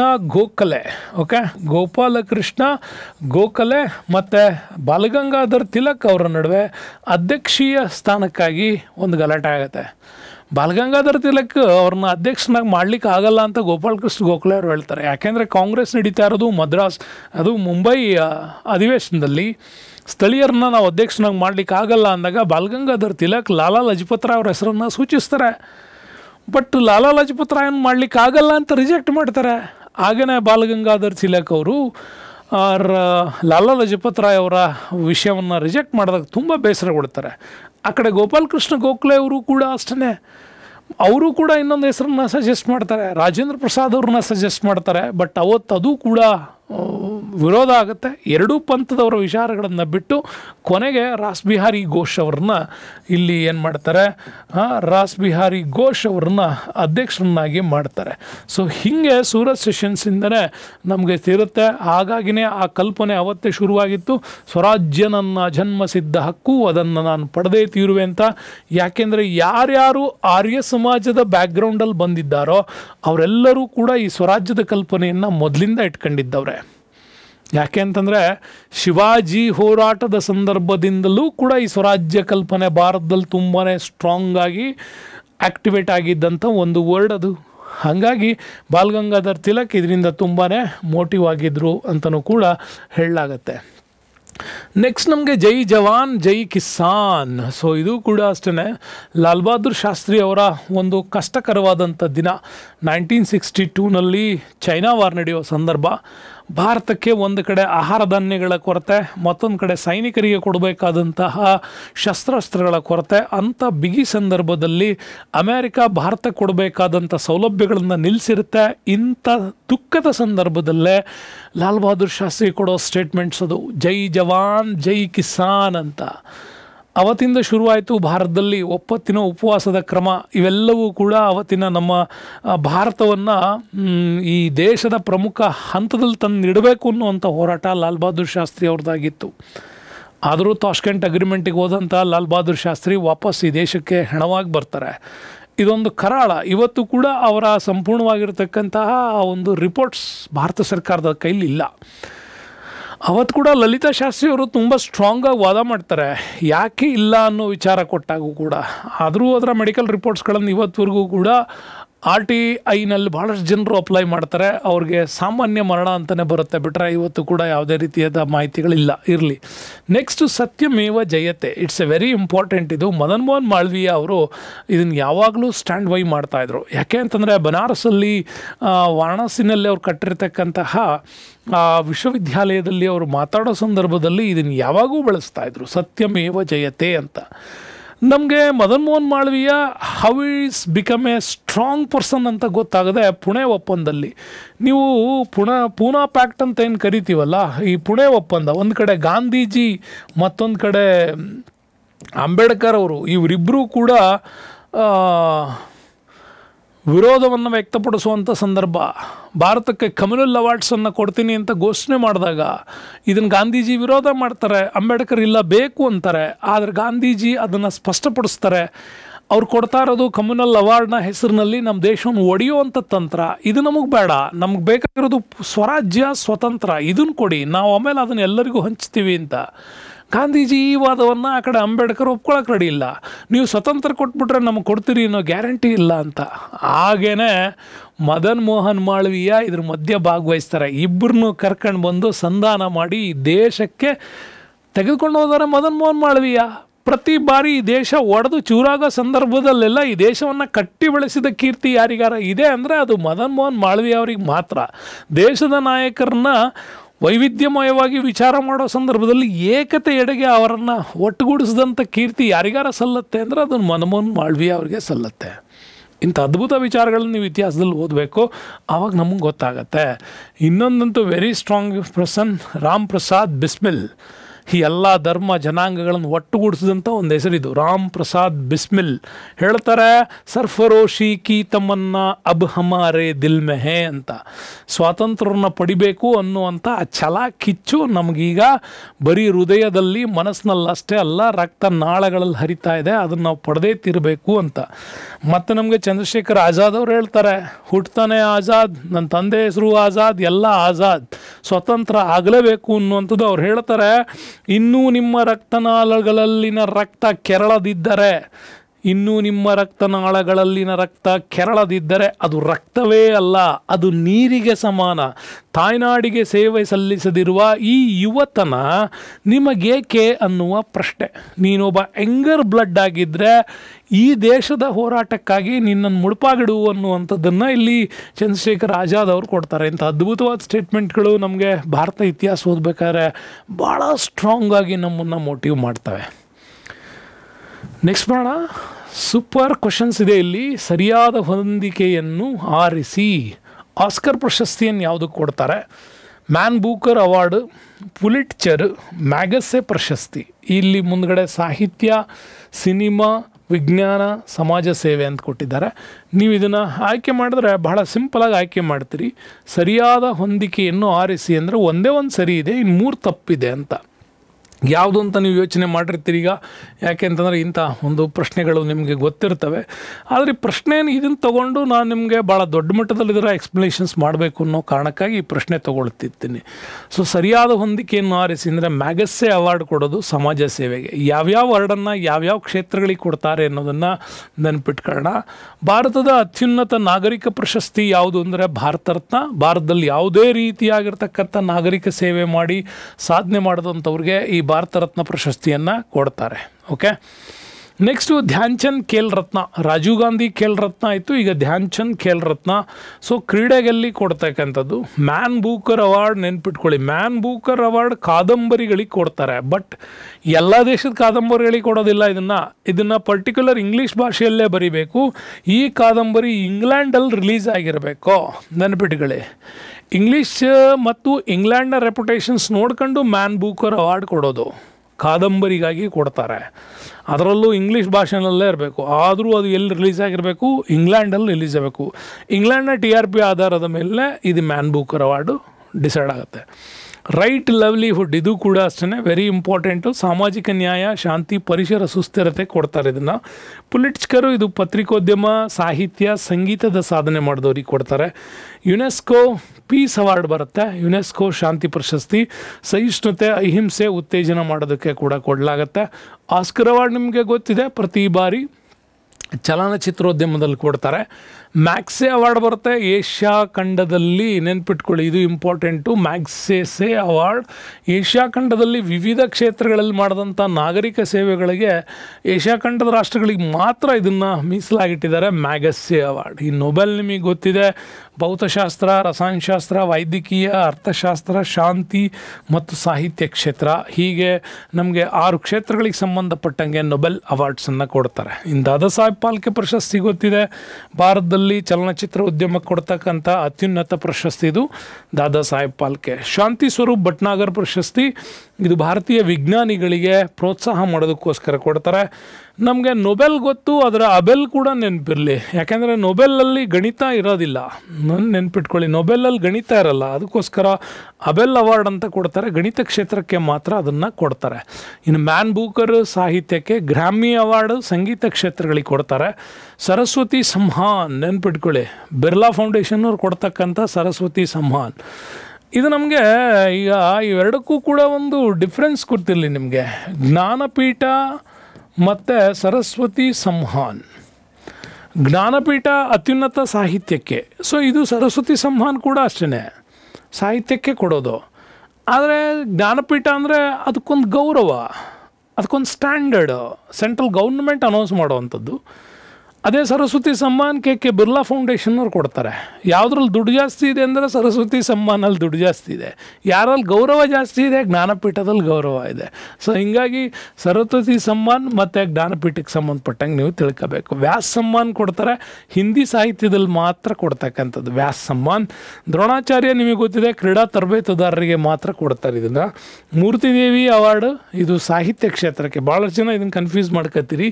ಮೂರ್ತಿದೇವಿ ಅವಾರ್ಡ್ ಅಂದ ತಕ್ಷಣ ವಾಸ್ತುಶಿಲ್ಪ ಕೊಡ್ತಾರ ಅಂತ, ವಾಸ್ತುಶಿಲ್ಪ ಕೊಡಲ್ಲ. ಇದನ್ನ ಕೆ ಮೂರ್ತಿ ದೇವಿ ಅವಾರ್ಡ್ಸ್ ಕೊಡೋದು ಸಾಹಿತ್ಯ ಕ್ಷೇತ್ರಕ್ಕೆ. ಇನ್ನು ಪ್ರಿಟ್ಚರ್ ಪ್ರಶಸ್ತಿ ಕೊಡ್ತಾರೆ, ಅದು ನಮ್ಮ ವಾಸ್ತುಶಿಲ್ಪ ಕ್ಷೇತ್ರಕ್ಕೆ ಕೊಡೋದು. ಸೊ ನೆಕ್ಸ್ಟ್ ಬರೋಣ, ಇಂಪಾರ್ಟೆಂಟು. ಕನ್ನಡದ ಮೊದಲ ವರ್ಣಚಿತ್ರ ಯಾವುದು? ಯಾಕೆಂದರೆ ಭಾರತದಲ್ಲಿ ಮೊದಲ ಬಾರಿಗೆ ವರ್ಣಚಿತ್ರವನ್ನು ಮಾಡ್ತಾ ಇರಲಿಲ್ಲ, ಹಾಗಾಗಿ ಇದರಲ್ಲಿ ಯಾವುದು ಅಂತ ಕೇಳ್ತಾರೆ. ರತ್ನಗಿರಿ ರಹಸ್ಯ, ಬೇಡರ ಕಣ್ಣಪ್ಪ, ಸತ್ಯ ಹರಿಶ್ಚಂದ್ರ, ಅಮರಶಿಲ್ಪಿ, ಜಕಣಾಚಾರಿ ಕೂಡ ಇದೆ. ಯಾವ ಚಿತ್ರ ಅಂದರೆ ತುಂಬ ಕಷ್ಟ ಆಗ್ಬೋದು, ಕೆಲವರಿಗೆ ಈಸಿನೇ. ಮೊಟ್ಟ ಮೊದಲ ಭಾರತದ ವರ್ಣಚಿತ್ರ ಯಾವುದು ಅಂತಂದರೆ ಅಮರಶಿಲ್ಪಿ ಜಕಣಾಚಾರಿ. ಇದು ಭಾರತದ ಮೊಟ್ಟ ಮೊದಲ ವರ್ಣಚಿತ್ರ. ಇದು ಯಾವುದು? ಅಮರಶಿಲ್ಪಿ ಜಕಣಾಚಾರಿ. 1964 ಈಸ್ಟ್ಮನ್ ಕಲ್ಲರಲ್ಲಿ ಇದು ರಿಲೀಸ್ ಆಗುತ್ತೆ. ಇದೇ ಅಮರಶಿಲ್ಪಿ ಜಕಣಾಚಾರಿ ಕಲ್ಯಾಣ್ ಕುಮಾರ್ ಮತ್ತು ಸರೋಜಾ ದೇವಿ ಅವರು ಇದರ ಆ್ಯಕ್ಟ್ ಮಾಡಿದರು ಆ ಕಾಲಕ್ಕೆ. ಹಾಗಾಗಿ ಇದು ವೆರಿ ಇಂಪಾರ್ಟೆಂಟ್ ಕೂಡ ನಮಗದು ಆಗಿತ್ತು, ಅಮರಶಿಲ್ಪಿ ಜಕಣಾಚಾರಿ. ಅದಾದ ನಂತರ 1934 ನೆನ್ಪಿಟ್ಕೊಳ್ಳಿ, ಸತಿ ಸುಲೋಚನಾ ಇದೆಯಲ್ಲ, ಇದು ಕನ್ನಡ ಭಾಷೆಯಲ್ಲಿ ಬಂದಂಥ ಮೊದಲ ಟಾಕಿ ಚಿತ್ರ. ಅಲ್ಲಿಯವರೆಗೆ ಒಂದು ಪಿಕ್ಚರೈಸೇಷನ್ಸು ಮತ್ತು ವಾಯ್ಸ್ ಇವೆರಡೂ ಕೂಡ ಸಿಂಕ್ ಇರಲಿಲ್ಲ. ಇವೆರಡನ್ನೂ ಸಿಂಕ್ ಮಾಡಿ ಮೊದಲ ಬಾರಿಗೆ ತಂದಿದ್ದೆ ಸತಿ ಸುಲೋಚನಾದಲ್ಲಿ. ಅದಾದಮೇಲೆ 1949 ಹೊನ್ನಪ್ಪ ಭಾಗವತ್ ಹಾರಿದಾರಲ್ಲ, ಇವ್ರು ನಡೆಸಿದಂಥ ಮೊದಲ ಚಿತ್ರನೇ ಭಕ್ತ ಕುಂಬಾರ. ಇಟ್ಸ್ ವೆರಿ ಇಂಪಾರ್ಟೆಂಟು ಆ ಕಾಲಕ್ಕೆ. ಹಾಗಾಗಿ ಡಾಕ್ಟರ್ ರಾಜ್ಕುಮಾರ್ ಅವರು ಮೊದಲ ನಾಯಕರಾಗಿ ನಟಿಸಿದ ಚಿತ್ರ ಯಾವುದು ಅಂತ ಕೇಳಿದ್ರೆ ಅದು ಬೇಡರ ಕಣ್ಣಪ್ಪ. ಇನ್ನು MV ರಾಜಮ್ಮ ನೆನ್ಪಿಟ್ಕೊಳ್ಳಿ, ಕನ್ನಡದ ಮೊಟ್ಟ ಮೊದಲ ಮಹಿಳಾ ನಿರ್ದೇಶಕಿ, ವುಮೆನ್ ಡೈರೆಕ್ಟರ್ ಯಾರು ಅಂತಂದರೆ ಅದು MV ರಾಜಮ್ಮ ಅವರು. 1964 ನಾಂದಿ ಬರುತ್ತೆ. ನಾಂದಿ ಮೊಟ್ಟ ಮೊದಲ ಬಾರಿಗೆ ಕರ್ನಾಟಕದಿಂದ ಕನ್ನಡ ಭಾಷೆಯ ಚಿತ್ರವೊಂದು ಅಂತಾರಾಷ್ಟ್ರೀಯ ಚಲನಚಿತ್ರೋತ್ಸವದಲ್ಲಿ ಭಾಗವಹಿಸುತ್ತೆ. ಹಾಗಾಗಿ ಅಂತಾರಾಷ್ಟ್ರೀಯ ಚಲನಚಿತ್ರೋತ್ಸವದಲ್ಲಿ ಭಾಗವಹಿಸಿದಂಥ ಪ್ರದರ್ಶನಗೊಂಡಂಥ ಮೊಟ್ಟ ಮೊದಲ ಕನ್ನಡ ಚಿತ್ರ ಯಾವುದು ಅಂತಂದರೆ ಅದು ನಾಂದಿ. ಅವತ್ತು ಹಾಡಿದ ನಾಂದಿ ಇವತ್ತವರೆಗೂ ಕೂಡ ನಡೀತಾ ಇದೆ. ಮತ್ತೊಂದು ಸೂಪರ್ ಹಿಟ್ ಕ್ವಶನ್ಸ್. ಗಾಂಧೀಜಿಯವರ ಮರಣದ ದಿನ ಏನಿದೆಯಲ್ಲ, ಹುತಾತ್ಮರ ದಿನ, ಅದನ್ನು ಭಾರತದಲ್ಲಿ ಆಚರಿಸಲಾಗತ್ತೆ. ಗಾಂಧೀಜಿ ಒಬ್ಬರೇ ಅಲ್ಲ, ಸ್ವತಂತ್ರಕ್ಕಾಗಿ ಹೋರಾಟ ಮಾಡಿದಂಥ ಬಹಳಷ್ಟು ಹುತಾತ್ಮರನ್ನು ನೆನಪಿಸಿಕೊಳ್ಳುವುದಕ್ಕೋಸ್ಕರವಾಗಿ ಹುತಾತ್ಮರ ದಿನವನ್ನು ಅವತ್ತು ಆಚರಣೆ ಮಾಡ್ತಾರೆ. ಯಾವತ್ತೂ ಅವತ್ತು ಗಾಂಧೀಜಿ ಮರಣ ಹೊಂದಿದ್ರು. ಹಾಗಾಗಿ ಅದನ್ನು ಯಾವತ್ತು ಆಚರಣೆ ಮಾಡ್ತಾರೆ ಅಂದರೆ ನಿಮಗೆ ಗೊತ್ತಿದೆ. 26 ಅಂದ ತಕ್ಷಣ ಗಣರಾಜ್ಯೋತ್ಸವ ಹೇಳ್ತೀರಿ, 25 ನಿಮಗೆ ನ್ಯಾಷನಲ್ಗೆ ಸಂಬಂಧಪಟ್ಟಂತ ಬೇರೆದಿದೆ, 30 ನಿಮಗಿದು ಆನ್ಸರ್. ಹಾಗಾಗಿ ಜನವರಿ 30 ಹಾಗೆ ನಾವು ಆಚರಿಸ್ತೀವಿ. ಆದರೆ ಪರ್ಟಿಕ್ಯುಲರ್ ಜನವರಿ ತಿಂಗಳ ಒಂದಿಷ್ಟು ವಿಶೇಷವಾದ ಆಚರಣೆಗಳನ್ನು ನೆನ್ಪಿಟ್ಕೊಳ್ಳಿ. ಹೀಗೆ ಬಂದಾಗ ಒಂದೊಂದು ತಿಂಗಳು ಹೇಳ್ತಾ ಇರ್ತೀನಿ. ಜನವರಿ ತಿಂಗಳದ್ದು ಮಾತ್ರ ಇವತ್ತು ನಿಮ್ಗೆ ಹೇಳ್ತೀನಿ ಮುಖ್ಯವಾದ ದಿನಗಳು. ಜನವರಿ 4 ಬರುತ್ತೆ, ಅಂತಾರಾಷ್ಟ್ರೀಯ ಬ್ರೈಲ್ ಡೇ ಅಂತ ಕರಿತೀವಿ. ಅಂತಂದರೆ ಕಣ್ಣು ಕಾಣದೇ ಇದ್ದಂಥವ್ರಿಗೆ ಅವತ್ತಿನ ಒಂದು ಸಾಹಿತ್ಯ ಕ್ಷೇತ್ರಗಳನ್ನು ಓದೋದಕ್ಕೋಸ್ಕರವಾಗಿ, ಬರೆಯೋದಕ್ಕೋಸ್ಕರವಾಗಿ ಒಂದು ಬ್ರೈಲ್ ಲಿಪಿ ಬಂತು. ಆ ಬ್ರೈಲ್ ಲಿಪಿಯ ದಿನವನ್ನಾಗಿ ಜನವರಿ 4 ಆಚರಣೆ ಮಾಡ್ತಾರೆ. ಇನ್ನು ಜನವರಿ 9 ಗೊತ್ತಿದೆ ನಿಮಗೆ, ಪ್ರವಾಸಿ ಭಾರತೀಯ ದಿವಸ್ ಅಂತ. 1915 ಗಾಂಧೀಜಿ ದಕ್ಷಿಣ ಆಫ್ರಿಕಾದಿಂದ ಭಾರತಕ್ಕೆ ವಲಸೆ ಬಂದರು. ಭಾರತದಲ್ಲೇ ಸಾಮಾಜಿಕ ಹೋರಾಟಗಳನ್ನು ಮಾಡಬೇಕು, ಒಂದು ಭಾರತ ಸ್ವತಂತ್ರ ಹೋರಾಟಕ್ಕೆ ಒಂದು ನಾಯಕತ್ವದ ಪಾರ್ಟಾಗಿ ನಾನು ಇರಬೇಕು ಅಂತ ಬಂದವರು ಗಾಂಧೀಜಿ. ಈ ಮುಂದೆ 1901 ಕಾಂಗ್ರೆಸ್ ಸೆಷನ್ಸ್ ಇತ್ತು ಕೋಲ್ಕತ್ತಾದಲ್ಲಿ. ಕೋಲ್ಕತ್ತಾದ ಕಾಂಗ್ರೆಸ್ ಸೆಷನ್ಸಲ್ಲಿ ಭಾಗವಹಿಸಿದರು. ದಿನ್ಶಾ ವಾಚ ಅವರು ಅವಾಗ ಅಧ್ಯಕ್ಷರಾಗಿದ್ದರು. ಆವಾಗಲೇ ಗೋಪಾಲಕೃಷ್ಣ ಗೋಖಲೆ ಅವರ ಪರಿಚಯ ಆಗುತ್ತೆ ಗಾಂಧೀಜಿಯವ್ರಿಗೆ. ಈ ದೇಶದ ನಾಯಕತ್ವಕ್ಕಾಗಿ, ಸಾಮಾಜಿಕ ಹೋರಾಟಕ್ಕಾಗಿ ನಾನೊಬ್ಬ ಪಾರ್ಟಿಸಿಪೇಟರ್ ಆಗಬೇಕು ಅಂದಾಗ ಗಾಂಧೀಜಿ ಹೇಳ್ತಾರೆ. ಆವಾಗ ಗೋಪಾಲಕೃಷ್ಣ ಗೋಖಲೆ ಅವರು ಗಾಂಧೀಜಿಗೆ ಹೇಳ್ತಾರೆ, ಈ ದೇಶದ ನಾಯಕ ಆಗಬೇಕು ಅಂದರೆ ಮೊದಲು ಈ ದೇಶವನ್ನು ಅಧ್ಯಯನ ಮಾಡಬೇಕು ಅಂತ. ಹಾಗಾಗಿ ದೇಶವನ್ನು ಸುತ್ತರ್ಕೊಂಡು ಬಂದರೆ ನಿಮಗೆ ಈ ದೇಶದ ಅಧ್ಯಯನ ಗೊತ್ತಾಗುತ್ತೆ. ನಾನು ಯಾವ ವಿಚಾರಗಳ ಬಗ್ಗೆ ಮಾತಾಡಬೇಕು, ಬ್ರಿಟಿಷರಿಂದ ನಮ್ಗೆ ಆಗಬೇಕಾದ ಕೆಲಸಗಳು ಏನು ಅನ್ನೋದು ಗೊತ್ತಾಗತ್ತೆ ಅಂತ. ಹಾಗಾಗಿ ಗಾಂಧೀಜಿಯವರು 1901ರಿಂದಲೂ ಕೂಡ ತಮ್ಮ ರಾಜಕೀಯ ಗುರುವನ್ನಾಗಿ ಗೋಪಾಲ್ ಕೃಷ್ಣ ಗೋಖಲೆ ಅವರನ್ನೇ ಆರಿಸ್ಕೊಂಡಿದ್ದು. ಯಾವಾಗ ಅಂತ ಕೇಳ್ತಾರೆ, ಭಾಳ ಜನರಿಗೆ ಗೊತ್ತಿರಲ್ಲ. ಅದು ನಾನು ಹೇಳ್ತಾ ಇರ್ತೀನಿ. 1901 ದಿನ್ಶಾ ವಾಚ ಅವರ ಒಂದು ಕೋಲ್ಕತ್ತಾ ಸೆಷನ್ಸಲ್ಲಿ ಒಂದು 10 ನಿಮಿಷಗಳ ಕಾಲ ನಡೆದಂಥ ಚರ್ಚೆ ಅದು. ಈ ದೇಶದ ಸಾಮಾಜಿಕ ನಾಯಕತ್ವ ಹೋರಾಟಕ್ಕೆ ನೀನು ಬೇಕು ಅಂತ. ಅದೇ 1916ನಲ್ಲಿ ಗಾಂಧೀಜಿಯವರು ಮೊಟ್ಟ ಮೊದಲ ಬಾರಿಗೆ ಘಟಿಕೋತ್ಸವದಲ್ಲಿ, ವಾರಣಾಸಿಯ ಘಟಿಕೋತ್ಸವದಲ್ಲಿ ಒಂದು ಭಾಷಣ ಮಾಡ್ತಾರೆ. ಅವತ್ತು ಮದನ್ ಮೋಹನ್ ಮಾಳವೀಯ ಅವ್ರ ಕಣ್ಣಿಗೆ ಬಿದ್ದಿದ್ದೆ ಗಾಂಧೀಜಿ. ಈ ದೇಶದ ನಾಯಕತ್ವ ಪಾಠಕ್ಕಾಗಿ ನಾನು ಹುಡುಕ್ತಾ ಇದ್ದಂಥ ಪರಿಪೂರ್ಣ ಸಂಗತಿಗಳನ್ನು ಒಳಗೊಂಡಂಥ ಒಬ್ಬ ವ್ಯಕ್ತಿ ಇದ್ದಾರೆ ಅಂದರೆ ಅದು ನೀವೇ ಅಂತ ಗಾಂಧೀಜಿಗೆ ಅವತ್ತು ಹೇಳ್ತಾರೆ ಅವರು. ಹಾಗಾಗಿ 1916ರ ಆ ವಾರಣಾಸಿ ಘಟಿಕೋತ್ಸವ ಮದನ್ ಮೋಹನ್ ಮಾಳವೀಯ ಮತ್ತು ಗಾಂಧೀಜಿಯವರ ಒಂದು ಉತ್ಪ್ರೇಕ್ಷತಾ ದಿನ ಅಂತ ಕೂಡ ಕರೀತಾರೆ. ನೆಕ್ಸ್ಟು ಜನವರಿ 10 ವಿಶ್ವ ಹಿಂದಿ ದಿನ. ಓಕೆ, ನೆನ್ಪಿಟ್ಕೊಳ್ಳಿ. 4 ಅಂತಾರಾಷ್ಟ್ರೀಯ ಬ್ರೈಲು, 9ಕ್ಕೆ ಪ್ರವಾಸಿ ದಿವಸ್, 10ಕ್ಕೆ ಹಿಂದಿ ದಿನ. ಜನವರಿ 11 ವೆರಿ ಇಂಪಾರ್ಟೆಂಟು, ರಾಷ್ಟ್ರೀಯ ಮಾನವ ಕಳ್ಳ ಸಾಗಣೆ ಜಾಗೃತಿ ದಿನ. 12 ಇದೆಯಲ್ಲ, ನಾವು ಯಾವಾಗಲೂ ಮಾತಾಡ್ತಾ ಇರ್ತೀವಿ, ರಾಷ್ಟ್ರೀಯ ಯುವ ದಿನ. ಸ್ವಾಮಿ ವಿವೇಕಾನಂದರನ್ನ ನೆನಪಿಸ್ಕೊಳ್ಳುವಂತಹ ಒಂದು ಅದ್ಭುತವಾದ ದಿನ ಜನವರಿ 12 ರಾಷ್ಟ್ರೀಯ ಯುವ ದಿನ. ಇನ್ನು ಜನವರಿ 15 ಭಾರತೀಯ ಮಿಲಿಟ್ರಿ ಡೇ ಅಂತ ಕೂಡ ಆಚರಣೆ ಮಾಡ್ತೀವಿ, ಜನವರಿ 15. ಜನವರಿ 17 ವಿಶ್ವ ರಿಲಿಜಿಯನ್ ಡೇ ಅಂತ, ವರ್ಲ್ಡ್ ರಿಲಿಜಿಯನ್ಸ್ ಡೇ ಅಂತ ಆಚರಣೆ ಮಾಡ್ತಾರೆ, ವಿಶ್ವ ಧರ್ಮ ದಿನ. ಜನವರಿ 24 ನೆನ್ಪಿಟ್ಕೊಳ್ಳಿ, ರಾಷ್ಟ್ರೀಯ ಹೆಣ್ಣು ಮಕ್ಕಳ ದಿನ, ನ್ಯಾಷನಲ್ ಗರ್ಲ್ಸ್ ಡೇ ಅಂತ ಆಚರಣೆ ಮಾಡ್ತಾರೆ ಇದನ್ನು. 25 ನಿಮಗೆ ನೆನಪಿರಲಿ, ರಾಷ್ಟ್ರೀಯ ಮತದಾರರ ದಿನ. ಭಾಳಷ್ಟು ಸಾರಿ ಎಕ್ಸಾಮಿಗೆ ಬಂದಿರುವಂಥ ಇತ್ತೀಚಿನ ದಿನಗಳಲ್ಲಿ ಹಾಟ್ ಟಾಪಿಕ್ಸ್ ಇದು, ಜನವರಿ 25. 26 ಗಣರಾಜ್ಯೋತ್ಸವ ಗೊತ್ತಿದೆ ನಿಮಗೆ. ಇದನ್ನೇ ಯಾಕೆ 26ಕ್ಕೆ ಸೆಲೆಕ್ಟ್ ಮಾಡಿದ್ರು ಅಂತಲೂ ಕೂಡ ಹೇಳ್ತಿರ್ತೀವಿ. ಗಣರಾಜ್ಯೋತ್ಸವ ಮಾಡಿದ್ದಕ್ಕೆ 1929ರ ಲಾಹೋರ್ ಸೆಷನ್ಸ್ ಮುಗಿದು 1930ಕ್ಕೆ ಮುಗಿಯೋ ಸಂದರ್ಭದಲ್ಲಿ ಡಿಸೆಂಬರಿಂದ ಜನವರಿ ಮಧ್ಯ ಆ ಸೆಷನ್ಸ್ ನಡೀತು. ಆಗ ಜನವರಿ 26ಕ್ಕೆ ರಾವಿ ನದಿ ದಡದ ತೀರದ ಮೇಲೆ ಒಂದು ಕಡೆ ಯುವ ಕಾಂಗ್ರೆಸ್ನ ಹೋರಾಟಗಾರರಾಗಿದ್ದಂಥ ಜವಾಹರ್ಲಾಲ್ ನೆಹರು, ಮತ್ತೊಂದು ಕಡೆ ಸುಭಾಷ್ ಚಂದ್ರ ಬೋಸ್, ಸೈಫುದ್ದೀನ್, ಹಾಗೆಯೇ ಭಾಳಷ್ಟು ಜನ ಇದ್ದರು. ಅವರೆಲ್ಲರೂ ಆ ಕಾರಣಕ್ಕೆ ಮೊಟ್ಟ ಮೊದಲ ಬಾರಿಗೆ ಜನವರಿ 26 ತ್ರಿವರ್ಣ ಧ್ವಜವನ್ನು ಹಾರಿಸಲಾಯಿತು. ಆ ಒಂದು ನೆನಪಿಗೋಸ್ಕರವಾಗಿಯೇ ಜನವರಿ 26 ಗಣರಾಜ್ಯೋತ್ಸವ ದಿನವನ್ನಾಗಿ ಆಚರಣೆ ಮಾಡ್ತೀವಿ. ಜನವರಿ 30 ಹುತಾತ್ಮರ ದಿನ, ಗಾಂಧೀಜಿಯವರು ಮರಣ ಹೊಂದಿದ್ದು ಅವತ್ತೇ. ನೆಕ್ಸ್ಟು ಜನವರಿ ಕೊನೆಯ ಭಾನುವಾರ ಪ್ರತಿ ವರ್ಷ ಆಚರಣೆ ಮಾಡೋದು ವಿಶ್ವ ಕುಷ್ಠರೋಗ ನಿರ್ಮೂಲನಾ ದಿನ. ಅದು ಕೊನೆಯ ಭಾನುವಾರ, ಜನವರಿಯಲ್ಲಿ ಬರೋ ಕೊನೆಯ ಭಾನುವಾರ. ಇದಿಷ್ಟು ಜನವರಿಗೆ ಸಂಬಂಧಪಟ್ಟಂಥ ಇಂಪಾರ್ಟೆಂಟ್ ಡೇಟ್ಸ್. ಮತ್ತೊಂದು ಸೂಪರ್ ಕ್ವಶನ್ಸ್ ಬಂತು ನೋಡಿ, ಹೊಂದಿಸಿ ಬರೀರಿ. ಅಂಬಿಕಾ ತನಯ ದತ್ತ ಅಂದ ತಕ್ಷಣ ನಿಮಗೆ ನೆನಪಾಗತ್ತೆ, ಬೀಚಿ ಅಂದ ತಕ್ಷಣ ನೆನಪಾಗತ್ತೆ, ನಿರುಪಮ ಅಂದ ತಕ್ಷಣ ಗೊತ್ತಾಗತ್ತೆ, ಆನಂದ ಕಂದ ಅಂದ ತಕ್ಷಣ ಗೊತ್ತಾಗತ್ತಲ್ವಾ. ಸೊ ಹಾಗಾಗಿ ಇದು ಆಪ್ಷನ್ಸ್ ನಿಮಗೆ ಬಹಳ ಈಸಿಯಾಗಿ ಗೊತ್ತಾಗ್ತದೆ. ಬಹಳ ಈಸಿಯೆಸ್ಟ್ ಕ್ವಶನ್ಸು, ಆದರೂ ಇದ್ರ ಬಗ್ಗೆ ನಾವು ಚೆನ್ನಾಗಿ ತಿಳ್ಕೋಬೇಕಾಗತ್ತೆ. ಹಾಗಾಗಿ ನಿಮಗೆ ಆಪ್ಷನ್ಸ್ ಕೂಡ ಇಲ್ಲಿ C is the right answer ಆಗುತ್ತೆ. ಅಂಬಿಕಾ ತನಯ ದತ್ತ, ಇದು ದತ್ತಾತ್ರೇಯ ರಾಮಚಂದ್ರ ಬೇಂದ್ರೆ ಅವರ ಒಂದು ಕಾವ್ಯನಾಮ. ಬೀಚಿ ಅಂತ ಕರಿತೀವಿ, ರಾಮಸೇನ ಭೀಮಸೇನ ರಾವ್, ಹಾಗಾಗಿ ಅದನ್ನು ಬೀಚಿ ಅಂತ ಕರೆಯೋದು. ನಿರುಪಮ ಅಂತ ಹೇಳ್ತೀವಿ, ಪದ್ಮಾಚಂದ್ರ ರಾವ್ ಅವರ ಹೆಸರು ನಿರುಪಮ. ಆನಂದ ಕಂದ, ಇದು ಬೆಟಗೇರಿ ಕೃಷ್ಣ ಶರ್ಮಾ ಅವ್ರದ್ದು ಬರ್ತದೆ. ಹೀಗಾಗಿ ಕಾವ್ಯಗಳು, ಕಾವ್ಯನಾಮಗಳನ್ನು ಚೆನ್ನಾಗಿ ತಿಳ್ಕೋಬೇಕು. ಕುಮಾರವ್ಯಾಸನೆಂದರೆ ಗದುಗಿನ ನಾರಾಯಣಪ್ಪ, ನೆನ್ಪಿಟ್ಕೊಳ್ಳಿ. ಕುಮಾರವ್ಯಾಸ ಗದುಗಿನ ನಾರಾಯಣಪ್ಪ ಅಂತ, ಗದುಗಿನ ಭಾರತ ಅಂತ ಕೂಡ ಕರಿತೀವಿ. ಅದನ್ನು ಕಂಪ್ಲೀಟಾಗಿ ಇವ್ರು ಬರೀಲಿಲ್ಲ. ಕುಮಾರವ್ಯಾಸರಿಗೆ ಲಾಸ್ಟ್ ಪಾರ್ಟನ್ನು ಅದನ್ನು ಕಂಪ್ಲೀಟ್ ಮಾಡೋಕ್ಕಾಗಲಿಲ್ಲ. ಆ ನಂತರದಲ್ಲಿ ಇದನ್ನು ಕಂಪ್ಲೀಟ್ ಮಾಡಿದರು. ಕಂಪ್ಲೀಟ್ ಮಾಡಿದ ಮೇಲೆ ಅದನ್ನು ಕರ್ನಾಟಕ ಭಾರತ ಕಥಾಮಂಜರಿ ಅಂತಲೂ ಕೂಡ ಅದಕ್ಕೆ ಪುನರ್ನಾಮಕರಣ ಕೂಡ ಮಾಡಿದ್ರು. ಹಾಗಾದರೆ ಇವಿಲ್ಲೊಂದು ನಿಮಗೆ ಕಮೆಂಟ್ ಮಾಡೋಕ್ಕೆ ಹೇಳ್ತೀನಿ. ಕುಮಾರವ್ಯಾಸರು ಬರಿತಾ ಇದ್ದಂಥ ಗದುಗಿನ ಭಾರತದ ಅಪೂರ್ಣವಾದ ಕೃತಿಯನ್ನು ಕಂಪ್ಲೀಟ್ ಮಾಡಿದವ್ರು ಯಾರು? ಮುಂದೆ ಅದಕ್ಕೆ ಯಾಕೆ ಕರ್ನಾಟಕ ಭಾರತ ಕಥಾಮಂಜರಿ ಅಂತ ಹೆಸರನ್ನು ಇಡಲಾಯಿತು ಅಂತ, ಬಟ್ ಕಂಪ್ಲೀಟ್ ಮಾಡಿದವ್ರು ಯಾರು ಅಂತ ನನಗೆ ಹೇಳಿ. ನೆಕ್ಸ್ಟ್ ಮುದ್ರಣ ಮನೋರಮೆ, ಬಹಳಷ್ಟು ರೀತಿಯ ಒಂದು ಹೋರಾಟದ, ಯಾರಿಗೆ ಹಳೆಗನ್ನಡ ಸಾಹಿತ್ಯದ ಬಗ್ಗೆ ತುಂಬ ಆಸಕ್ತಿ ಇರುತ್ತೋ ಅವರು ಮುದ್ರಣ ಮನೋರಮೆ ಸಲ್ಲಾಪಗಳನ್ನು ಓದಬೇಕು. ಮುದ್ರಣ ಅಂದರೆ ನಂದಳಿಕೆ ಲಕ್ಷ್ಮೀನಾರಾಯಣಪ್ಪ ಅವರು. ಇನ್ನು ಪಾಪು ಅಂದರೆ ಪಾಟೀಲ್ ಪುಟ್ಟಪ್ಪ ಅವರು ಕನ್ನಡ ಸಾಹಿತ್ಯ ಹೋರಾಟದಲ್ಲಿ ಭಾಳಷ್ಟು ದೊಡ್ಡ ಕೈ ಇದು. ಅನಾಕ್ರು ಅಂದರೆ ಅರಕಲಗೂಡು ನರಸಿಂಗರಾವ್ ಕೃಷ್ಣರಾವ್ ಅಂಥೇಳಿ. ಶ್ರೀರಂಗ ಅಂದರೆ ಆದ್ಯ ರಂಗಾಚಾರ್ಯ ಅಂತ. ಕಾವ್ಯಾನಂದ ಭಾಳ ಸರಿ ಕೇಳ್ತಾರೆ ನಿಮ್ಗೆ ಇದನ್ನು.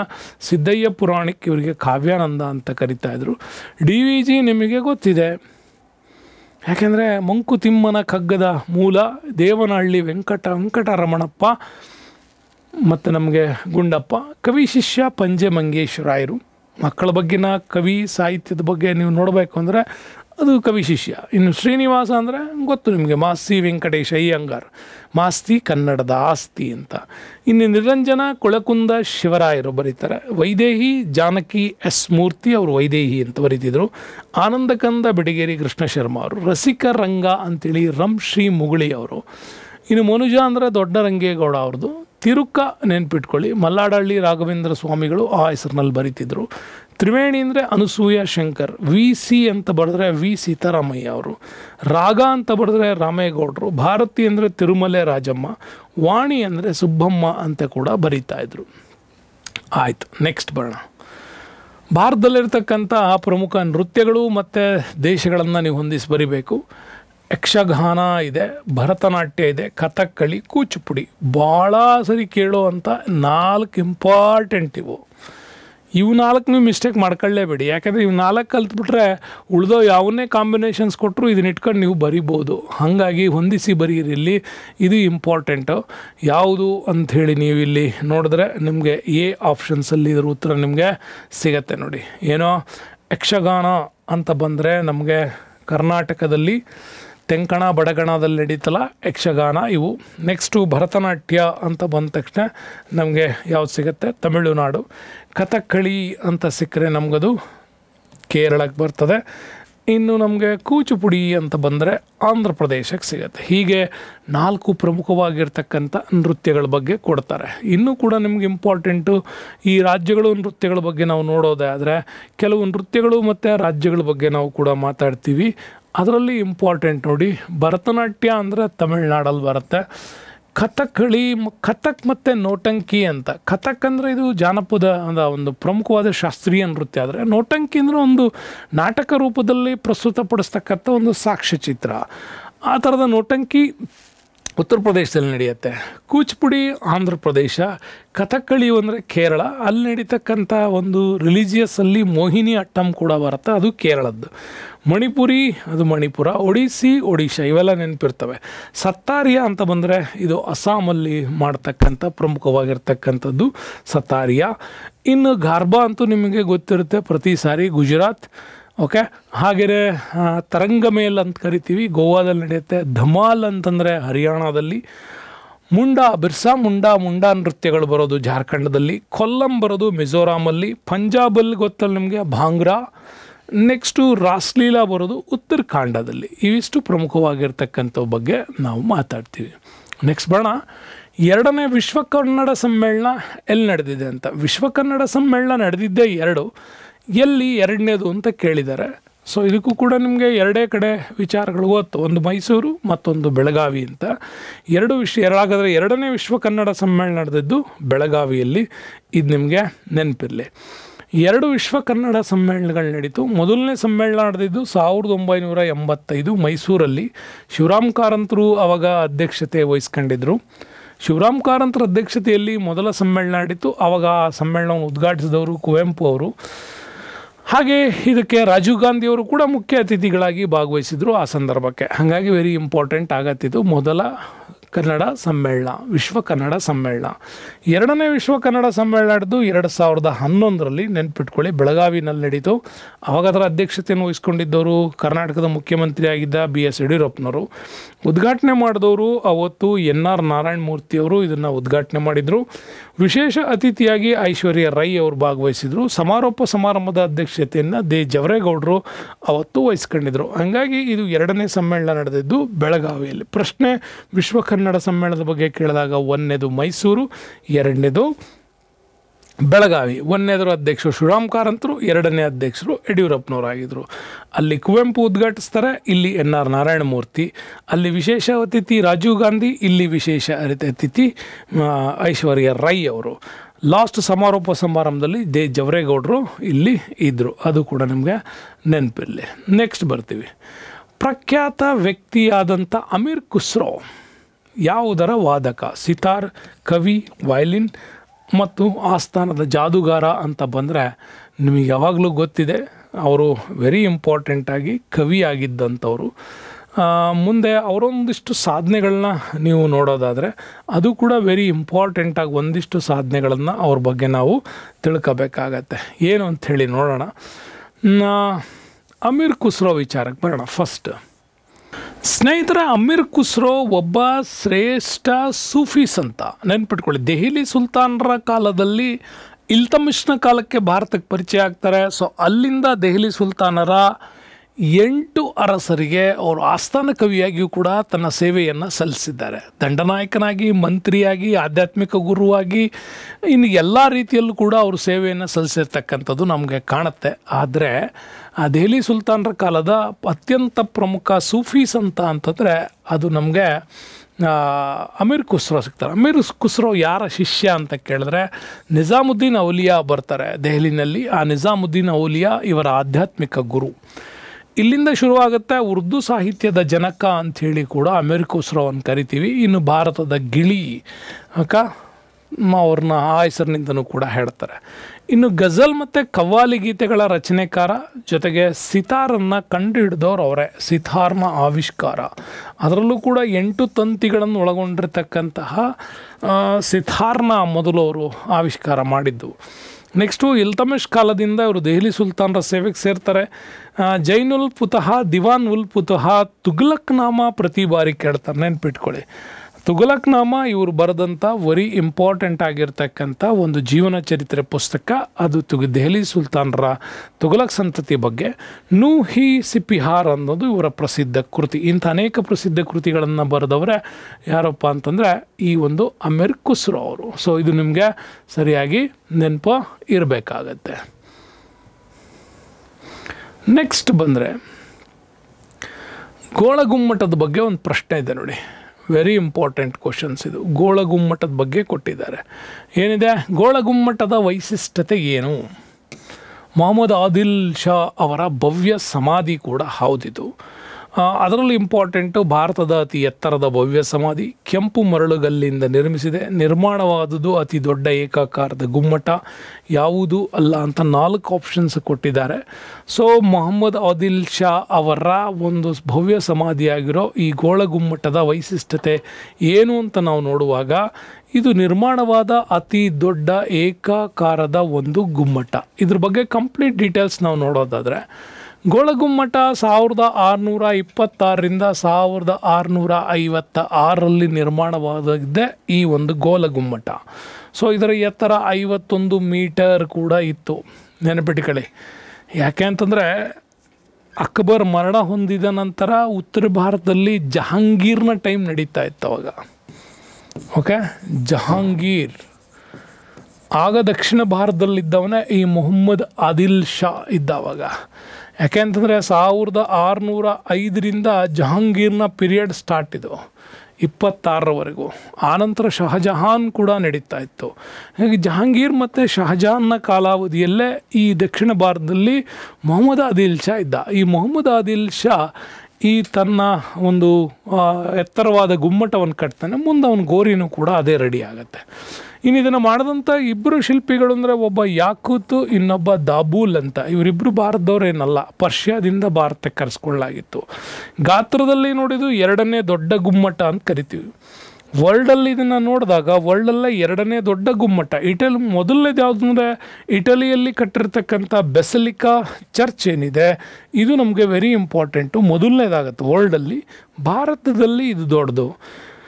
ಹಾಗಾಗಿ ವಿಶ್ವದ ಅತಿ ದೊಡ್ಡ ಮಾನವ ನಿರ್ಮಿತ ಗುಂಬಜ್ ಅಂದರೆ ಯಾವುದು ಅಂದರೆ ಅದು ಕೂಡ ಗೋಳಗುಮ್ಮಟ ಕೇಳ್ತೀವಿ. ಇಲ್ಲಿ ವೆರಿ ಇಂಟ್ರೆಸ್ಟಿಂಗ್ ಅಂತಂದರೆ ಪಿಸುಗುಟ್ಟುವ ಗ್ಯಾಲರಿ ಅಥವಾ ಪಿಸುಗುಟ್ಟುವ ಪ್ರತಿಧ್ವನಿ ಗ್ಯಾಲರಿ ಅಂತ ಕರಿತೀವಿ. ಇದು ಇಲ್ಲಿನ ವಿಶೇಷವಾದ ರಚನೆ. ಇವತ್ತಿನ ನಮ್ಮ ವಿಜಯಪುರದಲ್ಲಿ ಈ ಒಂದು ಭವ್ಯವಾಗಿರ್ತಕ್ಕಂಥ ವಾಸ್ತುಶಿಲ್ಪ ನಮಗದು ಸಿಗತ್ತೆ. ನೆಕ್ಸ್ಟ್ ಬರೋಣ. ಭಾಳ ಇಂಟ್ರೆಸ್ಟಿಂಗ್ ಪುಸ್ತಕ ಇದು, ವಾಕಿಂಗ್ ವಿತ್ ಕಾಮ್ರೇಡ್. ಪುಸ್ತಕದ ಲೇಖಕರು ಯಾರು? ಸಲ್ಮಾನ್ ರಜ್ದಿ, ತಸ್ಲಿಮಾ ನಸ್ರಿನ್, ಸುಧಾಮೂರ್ತಿ, ಅರುಂಧತಿ ರಾಯ್. ಅದರಲ್ಲೂ ಪ್ರತಿ ಬಾರಿ ವಿವಾದಗಳನ್ನು ಸೃಷ್ಟಿ ಮಾಡೋದರಲ್ಲಿ ಸಲ್ಮಾನ್ ರಶ್ದಿ, ತಸ್ಲಿಮಾ ನಸ್ರಿನ್ ಅವರ ಹೆಸರು ಯಾವಾಗಲೂ ಬರುತ್ತೆ.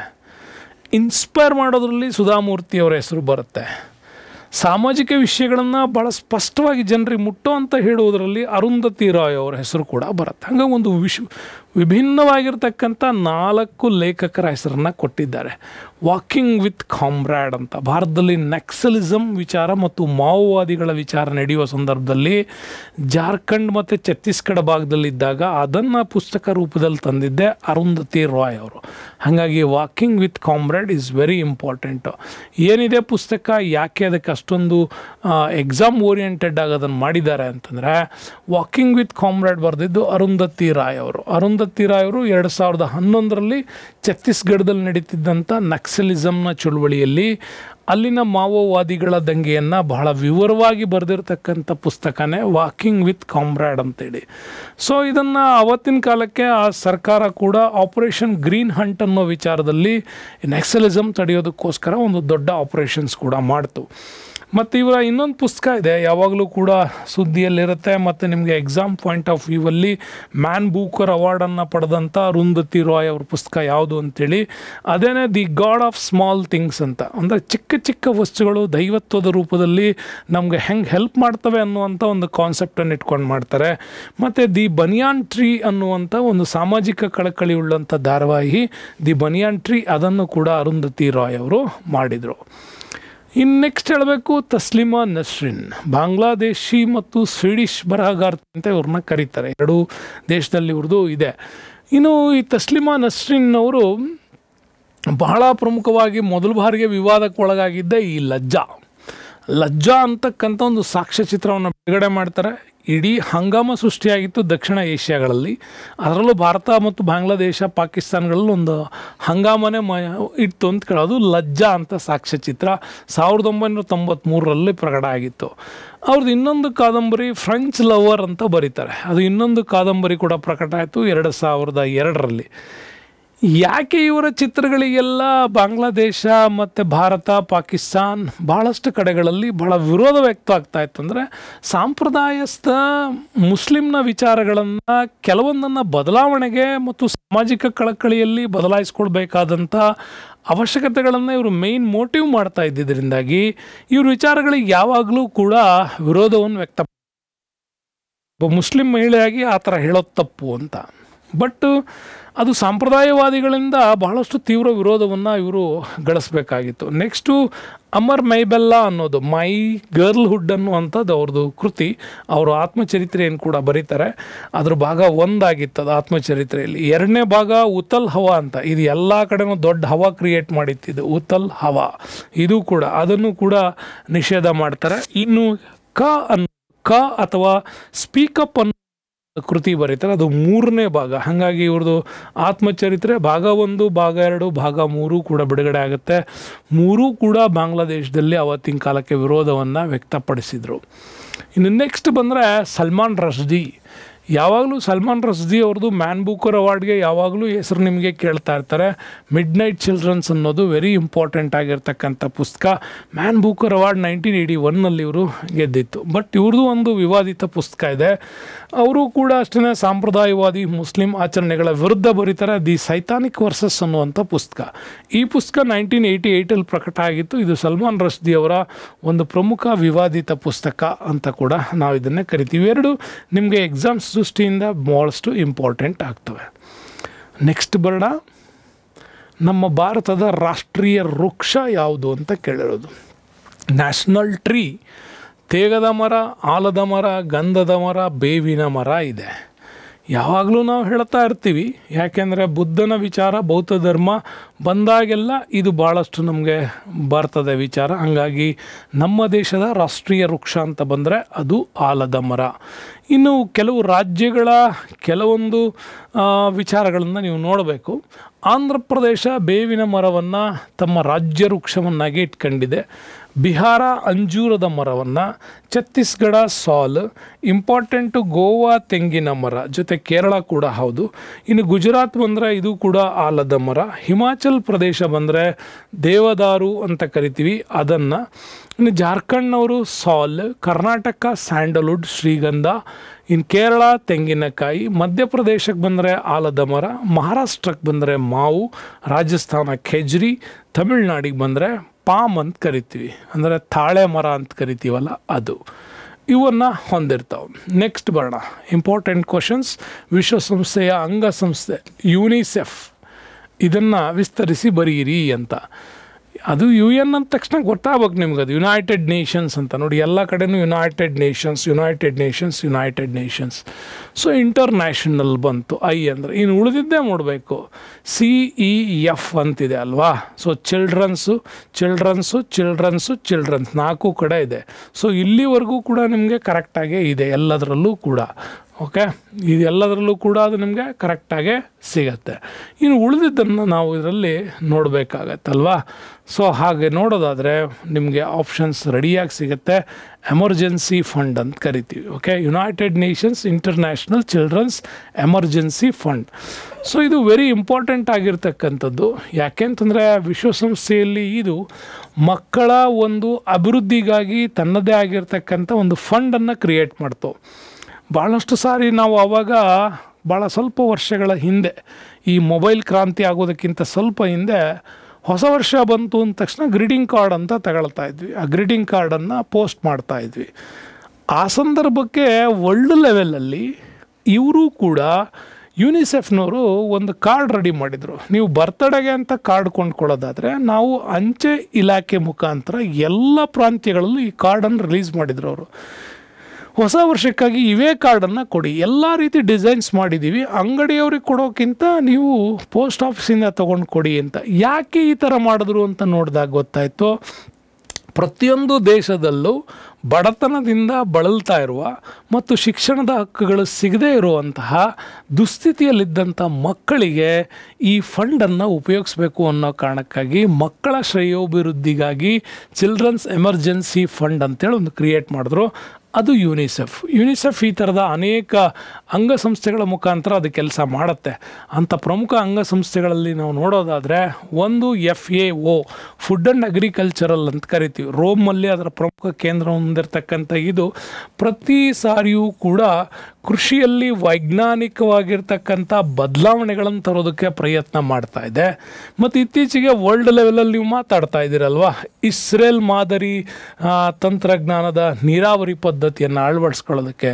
ಸೊ ಆ ಥರದ ಇಸ್ರೇಲ್ ಮಾದರಿಯ ಟೆಕ್ನಿಷಿಯನ್ಸ್ನ ಇಡೀ ವರ್ಲ್ಡ್ ಲೆವೆಲಲ್ಲಿ ಪರಿಚಯಿಸ್ತಾ ಇರುವಂಥ ಕೆಲಸ. ಮತ್ತು ನಮ್ಮಲ್ಲಿ ಅಂಗಾಂಶ ಕೃಷಿ ಅಥವಾ ಟಿಶ್ಯೂ ಕಲ್ಚರ್ಸಲ್ಲಿ ಡೆವಲಪ್ಮೆಂಟ್ ಮಾಡ್ತಕ್ಕಂಥದ್ದು, ಇದನ್ನೆಲ್ಲ ರಿಸರ್ಚ್ ಮಾಡೋದೇ ಈ ಫುಡ್ ಆ್ಯಂಡ್ ಅಗ್ರಿಕಲ್ಚರ್. ಸೊ ನಮ್ಮ ಕರ್ನಾಟಕದ ಮೈಸೂರಿನಲ್ಲೂ ಕೂಡ CFTRI ಅನ್ನುವಂಥ ಒಂದು ಸಂಸ್ಥೆ ಕೂಡ ಇದೆ. ಇದರ ಅಧೀನದಲ್ಲೂ ಕೂಡ ಅವರು ಕೂಡ ಅಗ್ರಿಕಲ್ಚರಲ್ ರಿಸರ್ಚಿಗೆ ಸಂಬಂಧಪಟ್ಟಂಥ ಭಾಳಷ್ಟು ಕೆಲಸಗಳನ್ನು ಕೇಂದ್ರ ಭಾರತದ ಸಂಸ್ಥೆ ಕೂಡ ಇದನ್ನು ಅದರ ಅಧೀನದಲ್ಲೇ ನಮ್ಮಲ್ಲಿ ಅದನ್ನು ಮಾಡಿಕೊಟ್ಟಿದ್ದಾರೆ. ನೆಕ್ಸ್ಟ್ ಬರ್ತೀವಿ, ಅಂತಾರಾಷ್ಟ್ರೀಯ ಕಾರ್ಮಿಕ ದಿನ ILO ಅಂತ ಕರಿತೀವಿ. ಸೊ ಇದು ಕೂಡ ಆರ್ಗನೈಜೇಷನ್ಸ್ ಇಂಪಾರ್ಟೆಂಟಾಗಿ ಕೆಲಸ ಮಾಡುತ್ತೆ. ಇನ್ನು ಇದಂತೂ ವೆರಿ ಇಂಪಾರ್ಟೆಂಟ್ ನಿಮಗೆ.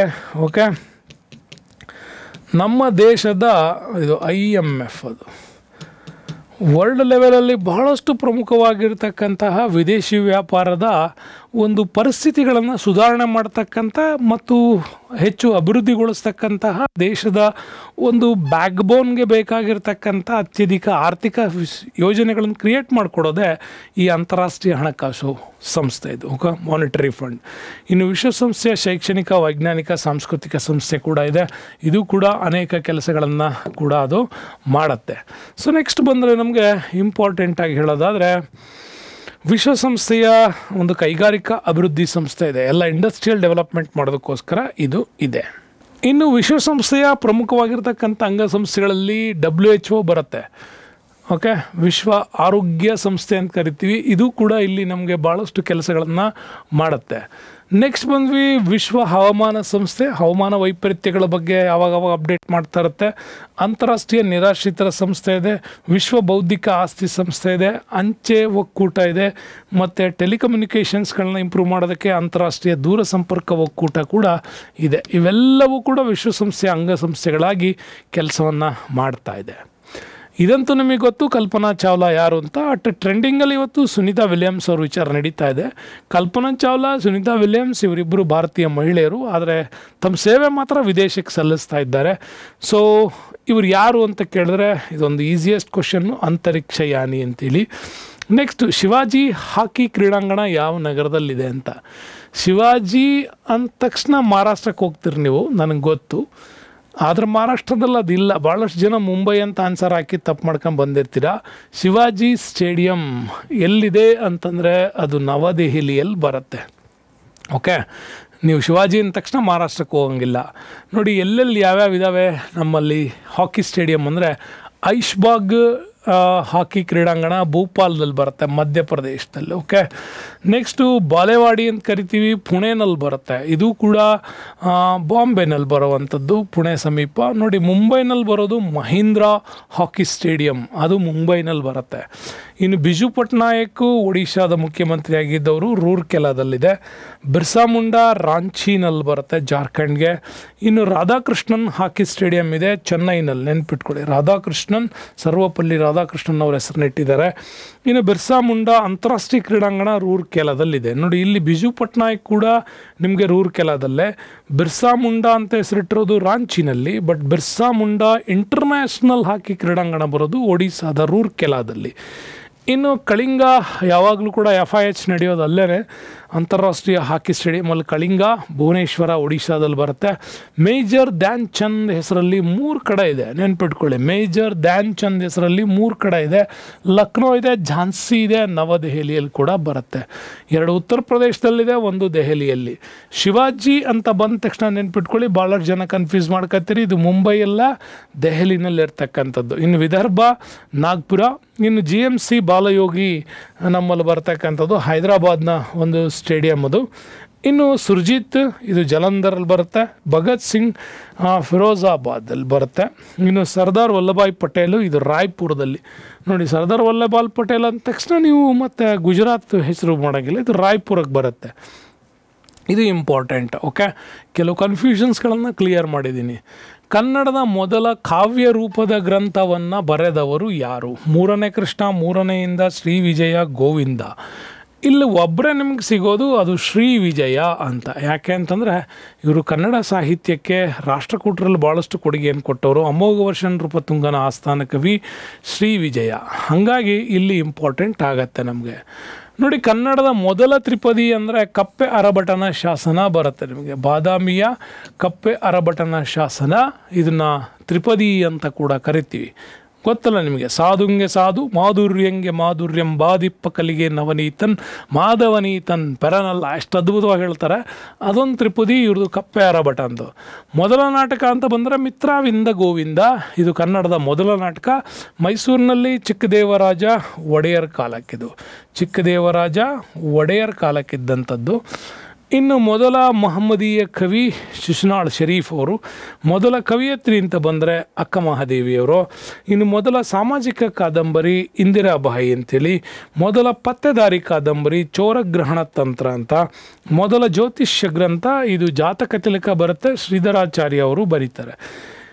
ಇನ್ನು ಮೊದಲ ಚಂದೋಂಬುದಿ ಬರೆದವರು, ಮೊದಲ ಚಂದೋಂಬುದಿ ಗ್ರಂಥ ಅದು ಚಂದೋಂಬುದಿ ನಾಗವರ್ಮ. ಮೊದಲ ಕಾವ್ಯ ಅಂತ ಬಂದರೆ ಪಂಪನ ಆದಿಪುರಾಣ.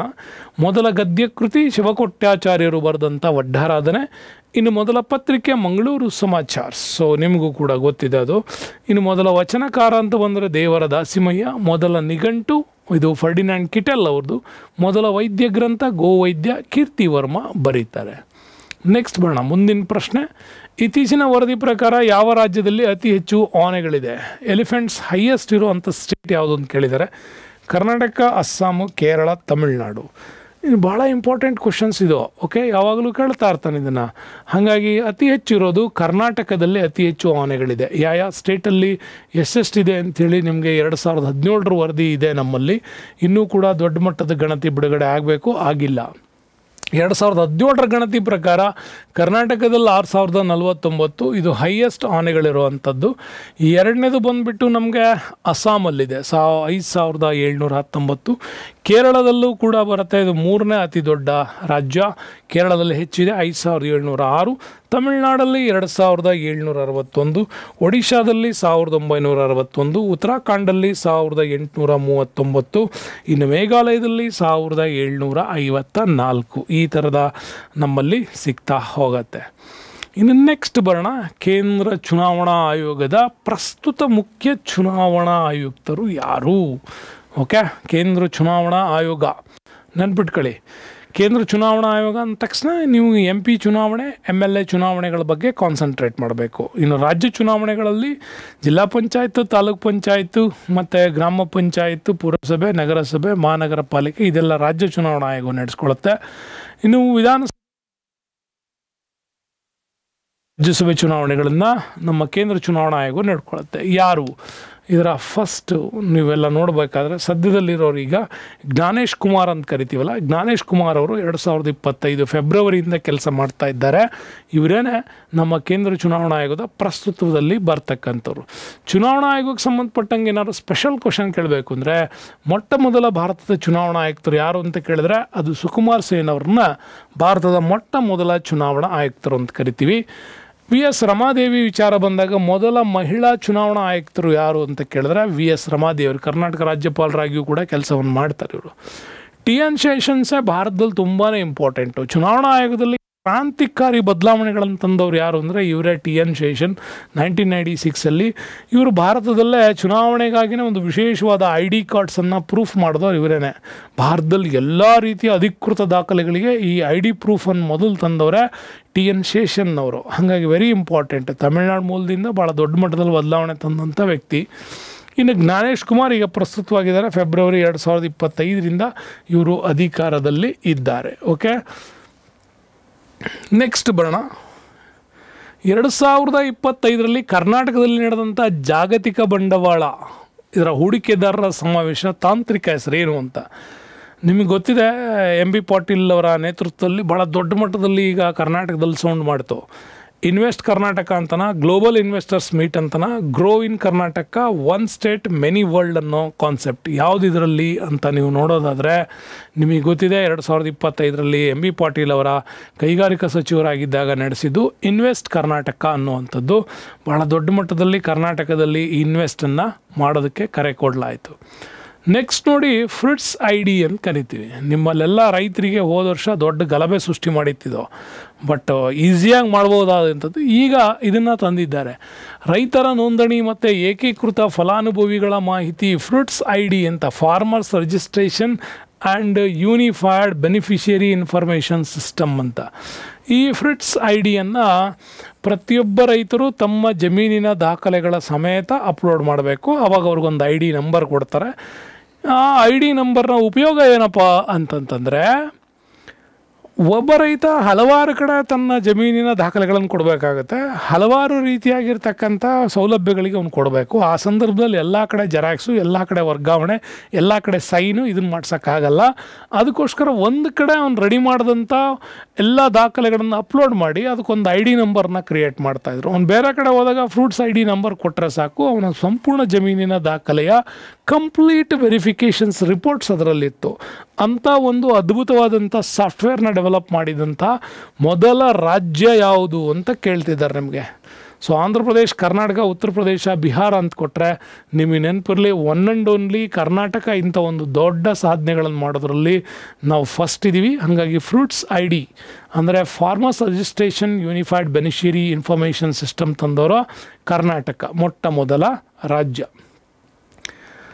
ಇವತ್ತಿನ ಇಂಪಾರ್ಟೆಂಟ್ ಕ್ವಶನ್ಸ್ ಇದು.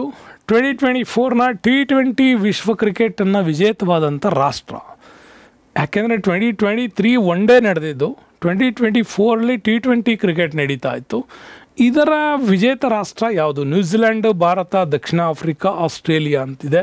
ಇದರಲ್ಲಿ ಯಾವುದು ಅಂತ ನೋಡಿದ್ರೆ ನಿಮಗೆಲ್ಲ ಗೊತ್ತು. ಕ್ರಿಕೆಟ್ ಬಗ್ಗೆ ನಾವೇನು ಹೆಚ್ಚಿಗೆ ಹೇಳ್ಕೊಡ್ಬೇಕಾಗಿಲ್ಲ. ಭಾರತ ಈ ಒಂದು T20 ವರ್ಲ್ಡ್ ಕಪ್ಪನ್ನು ಅಮೇರಿಕಾ ವೆಸ್ಟ್ ಇಂಡೀಸ್ನಲ್ಲಿ ನಡೆದಂಥದ್ದನ್ನು ಗೆಲ್ತು ಅಂತ. T20 ಫಾರ್ಮ್ಯಾಟ್ನ ವಿಚಾರ ನೋಡೋದಾದರೆ ವಿಶ್ವ ಕ್ರಿಕೆಟಲ್ಲಿ ಇವಾಗ 9 ಆವೃತ್ತಿಗಳು ನಡೆದಿದ್ದಾವೆ. T20 ಕ್ರಿಕೆಟಲ್ಲಿ 9 ಆವೃತ್ತಿಗಳು ಮೊದಲು ಸ್ಟಾರ್ಟ್ ಆಗಿದ್ದೆ 2007ರಿಂದ. ಪ್ರತಿ ದ್ವೈವಾರ್ಷಿಕದಲ್ಲಿ ನಡೀತಕ್ಕಂಥ ಪಂದ್ಯಾವಳಿ. ಮೊದಲ ಬಾರಿ ನಡೆದಾಗಲೇ ಭಾರತ ಈ ಪಂದ್ಯಾವಳಿಯನ್ನು ಗೆದ್ದಿತ್ತು MS ಧೋನಿ ಅವರ ನಾಯಕತ್ವದಲ್ಲಿ ವರ್ಸಸ್ ಪಾಕಿಸ್ತಾನ್. ನಿಮಗೆಲ್ಲ ಗೊತ್ತಿದೆ, ಧೋನಿ ಆ ಸಂದರ್ಭದಲ್ಲಿ ಲಾಸ್ಟ್ ಓವರ್ನ ಟಾರ್ಗೆಟು, ಬೌಲಿಂಗು, ಆ ಕಡೆ ಶ್ರೀಶಾಂತ್ ಅವ್ರ ಕ್ಯಾಚು, ಆ ಕಡೆ ಮಿಸ್ಬಾ ಉಲ್-ಹಕ್ ಅವರ ಒಂದು ಬ್ಯಾಟಿಂಗು, ಇವೆಲ್ಲ ನಿಮಗೆ ಕ್ರೇಜಿ ಪಾಯಿಂಟ್ಸು ನೆನಪಾಗತ್ತೆ. ಮೊದಲ ಬಾರಿ ಗೆದ್ದಿದ್ದು ಭಾರತ. ಎರಡನೇ ಬಾರಿ ನಡೆದಿದ್ದು 2009ರಲ್ಲಿ. ಪಾಕಿಸ್ತಾನ್ ಅದರ ವಿನ್ನರ್ ಆಯಿತು ವರ್ಸಸ್ ಶ್ರೀಲಂಕಾ, ಅವಾಗ ರನ್ನರ್ ಅಪ್ಸು. 2010 ಇಂಗ್ಲೆಂಡ್ ಈ ಪಂದ್ಯಾವಳಿಯನ್ನು ಗೆದ್ದಿತ್ತು ವರ್ಸಸ್ ಆಸ್ಟ್ರೇಲಿಯಾ ವಿರುದ್ಧ. 2012ರಲ್ಲಿ ವೆಸ್ಟ್ ಇಂಡೀಸ್ ಈ ಪಂದ್ಯಾವಳಿಯನ್ನು ಗೆದ್ದಿತ್ತು, ಅದು ಶ್ರೀಲಂಕಾದ ವಿರುದ್ಧ ಹೋರಾಟ ಮಾಡಿ. ಆನಂತರದಲ್ಲಿ ನಮಗೆ ಇಂಪಾರ್ಟೆಂಟಾಗಿ ಬರ್ತಕ್ಕಂಥದ್ದು 2014 ಶ್ರೀಲಂಕಾ ಗೆದ್ದಿತ್ತು ಭಾರತದ ವರ್ಸಸ್ ಹೋರಾಟ ಮಾಡಿ. 2016ರಲ್ಲಿ ವೆಸ್ಟ್ ಇಂಡೀಸ್ ಕೂಡ ಇದನ್ನು ಗೆಲ್ತು, ಅವಾಗ ಕ್ರಿಸ್ ಗೇಲ್ನಂಥ ದೈತ್ಯರಿದ್ದರು. ಹಾಗಾಗಿ 2021ರಲ್ಲಿ ಆಸ್ಟ್ರೇಲಿಯಾ ನ್ಯೂಜಿಲ್ಯಾಂಡನ್ನು ಸೋಲಿಸಿ ಗೆದ್ದಿತ್ತು. 22ರಲ್ಲಿ ಇಂಗ್ಲೆಂಡ್ ಪಾಕಿಸ್ತಾನವನ್ನು ಸೋಲಿಸಿ ಗೆದ್ದಿತ್ತು. 2024 ಈಗ ಭಾರತ ರೋಹಿತ್ ಶರ್ಮಾ ನಾಯಕತ್ವದಲ್ಲಿ ದಕ್ಷಿಣ ಆಫ್ರಿಕಾವನ್ನು ಸೋಲಿಸಿ ಈ ಪಂದ್ಯಾವಳಿಯನ್ನು ಗೆಲ್ತು. ಹಾಗಾದರೆ ಇನ್ನೊಂದಿಷ್ಟು ಏನಾದ್ರು ಟ್ಯಾಕಲ್ ಮಾಡಿ ಕೇಳಬೇಕು ಅಂದರೆ 2 ಬಾರಿ T20 ಪ್ರಶಸ್ತಿ ಗೆದ್ದ ರಾಷ್ಟ್ರಗಳು ಯಾವುದು ಅಂತ ಕೇಳ್ಬೋದು. ಭಾರತ, ಇಂಗ್ಲೆಂಡು, ವೆಸ್ಟ್ ಇಂಡೀಸ್ ಈ 3 ರಾಷ್ಟ್ರಗಳು 2 ಬಾರಿ T20ಯನ್ನು ಗೆದ್ದಿದ್ದಾವೆ. ಇನ್ನು ಉಳಿದವೆಲ್ಲ 1 ಬಾರಿ ಗೆದ್ದಂಥವು, ಪಾಕಿಸ್ತಾನ, ಶ್ರೀಲಂಕಾ, ಆಸ್ಟ್ರೇಲಿಯಾ. ಬಟ್ ಇವೆರಡರಲ್ಲೂ ನಿಮಗೆ ಕಾಣದೇ ಇರೋ ಹೆಸರು ಅಂದರೆ ನ್ಯೂಜಿಲ್ಯಾಂಡ್. ಭಾಳ ಸರಿ ಫೈನಲ್ ತನಕನೂ ಬರ್ತಾರೆ, ಸೆಮಿಫೈನಲ್ ಹೋರಾಟಗಳೆಲ್ಲ ಕೊಟ್ಟಿರ್ತಾರೆ, ಅದರ ಪ್ರಶಸ್ತಿ ಗೆಲ್ಲದೇ ಇರುವಂಥ ಟೆಸ್ಟ್ ಮಾನ್ಯತೆ ಪಡೆದಂಥ ರಾಷ್ಟ್ರಗಳಲ್ಲಿ ಬಾಂಗ್ಲಾದೇಶ, ನ್ಯೂಜಿಲ್ಯಾಂಡು ಇವೆರಡು ಈ ಒಂದು ಪ್ರಶಸ್ತಿಯನ್ನು ಗೆದ್ದಿಲ್ಲ. ಸೊ ಇದು ನಮ್ಮ T20 ಕ್ರಿಕೆಟಿಗೆ ಸಂಬಂಧಪಟ್ಟಂಥ ಹೈಲೈಟ್ಸ್. ಇಷ್ಟು ಅದ್ಭುತವಾಗಿರ್ತಕ್ಕಂತಹ ಸೀರೀಸ್ನ ಒಂದು ಮುಖ್ಯ ವಿಚಾರ ಇದನ್ನು ನಿಮಗೋಸ್ಕರ ತಂದಿದ್ದೀನಿ. ಮತ್ತೊಂದು ವಿಡಿಯೋದಲ್ಲಿ ಮತ್ತೊಂದಿಷ್ಟು ಅದ್ಭುತವಾದಂಥ ಸ್ಪಷ್ಟ ಮಾಹಿತಿಯೊಂದಿಗೆ ನಿಮ್ಮ ಮುಂದೆ ಬರ್ತೀನಿ. Thank you. Stay with us. Ramesh sir.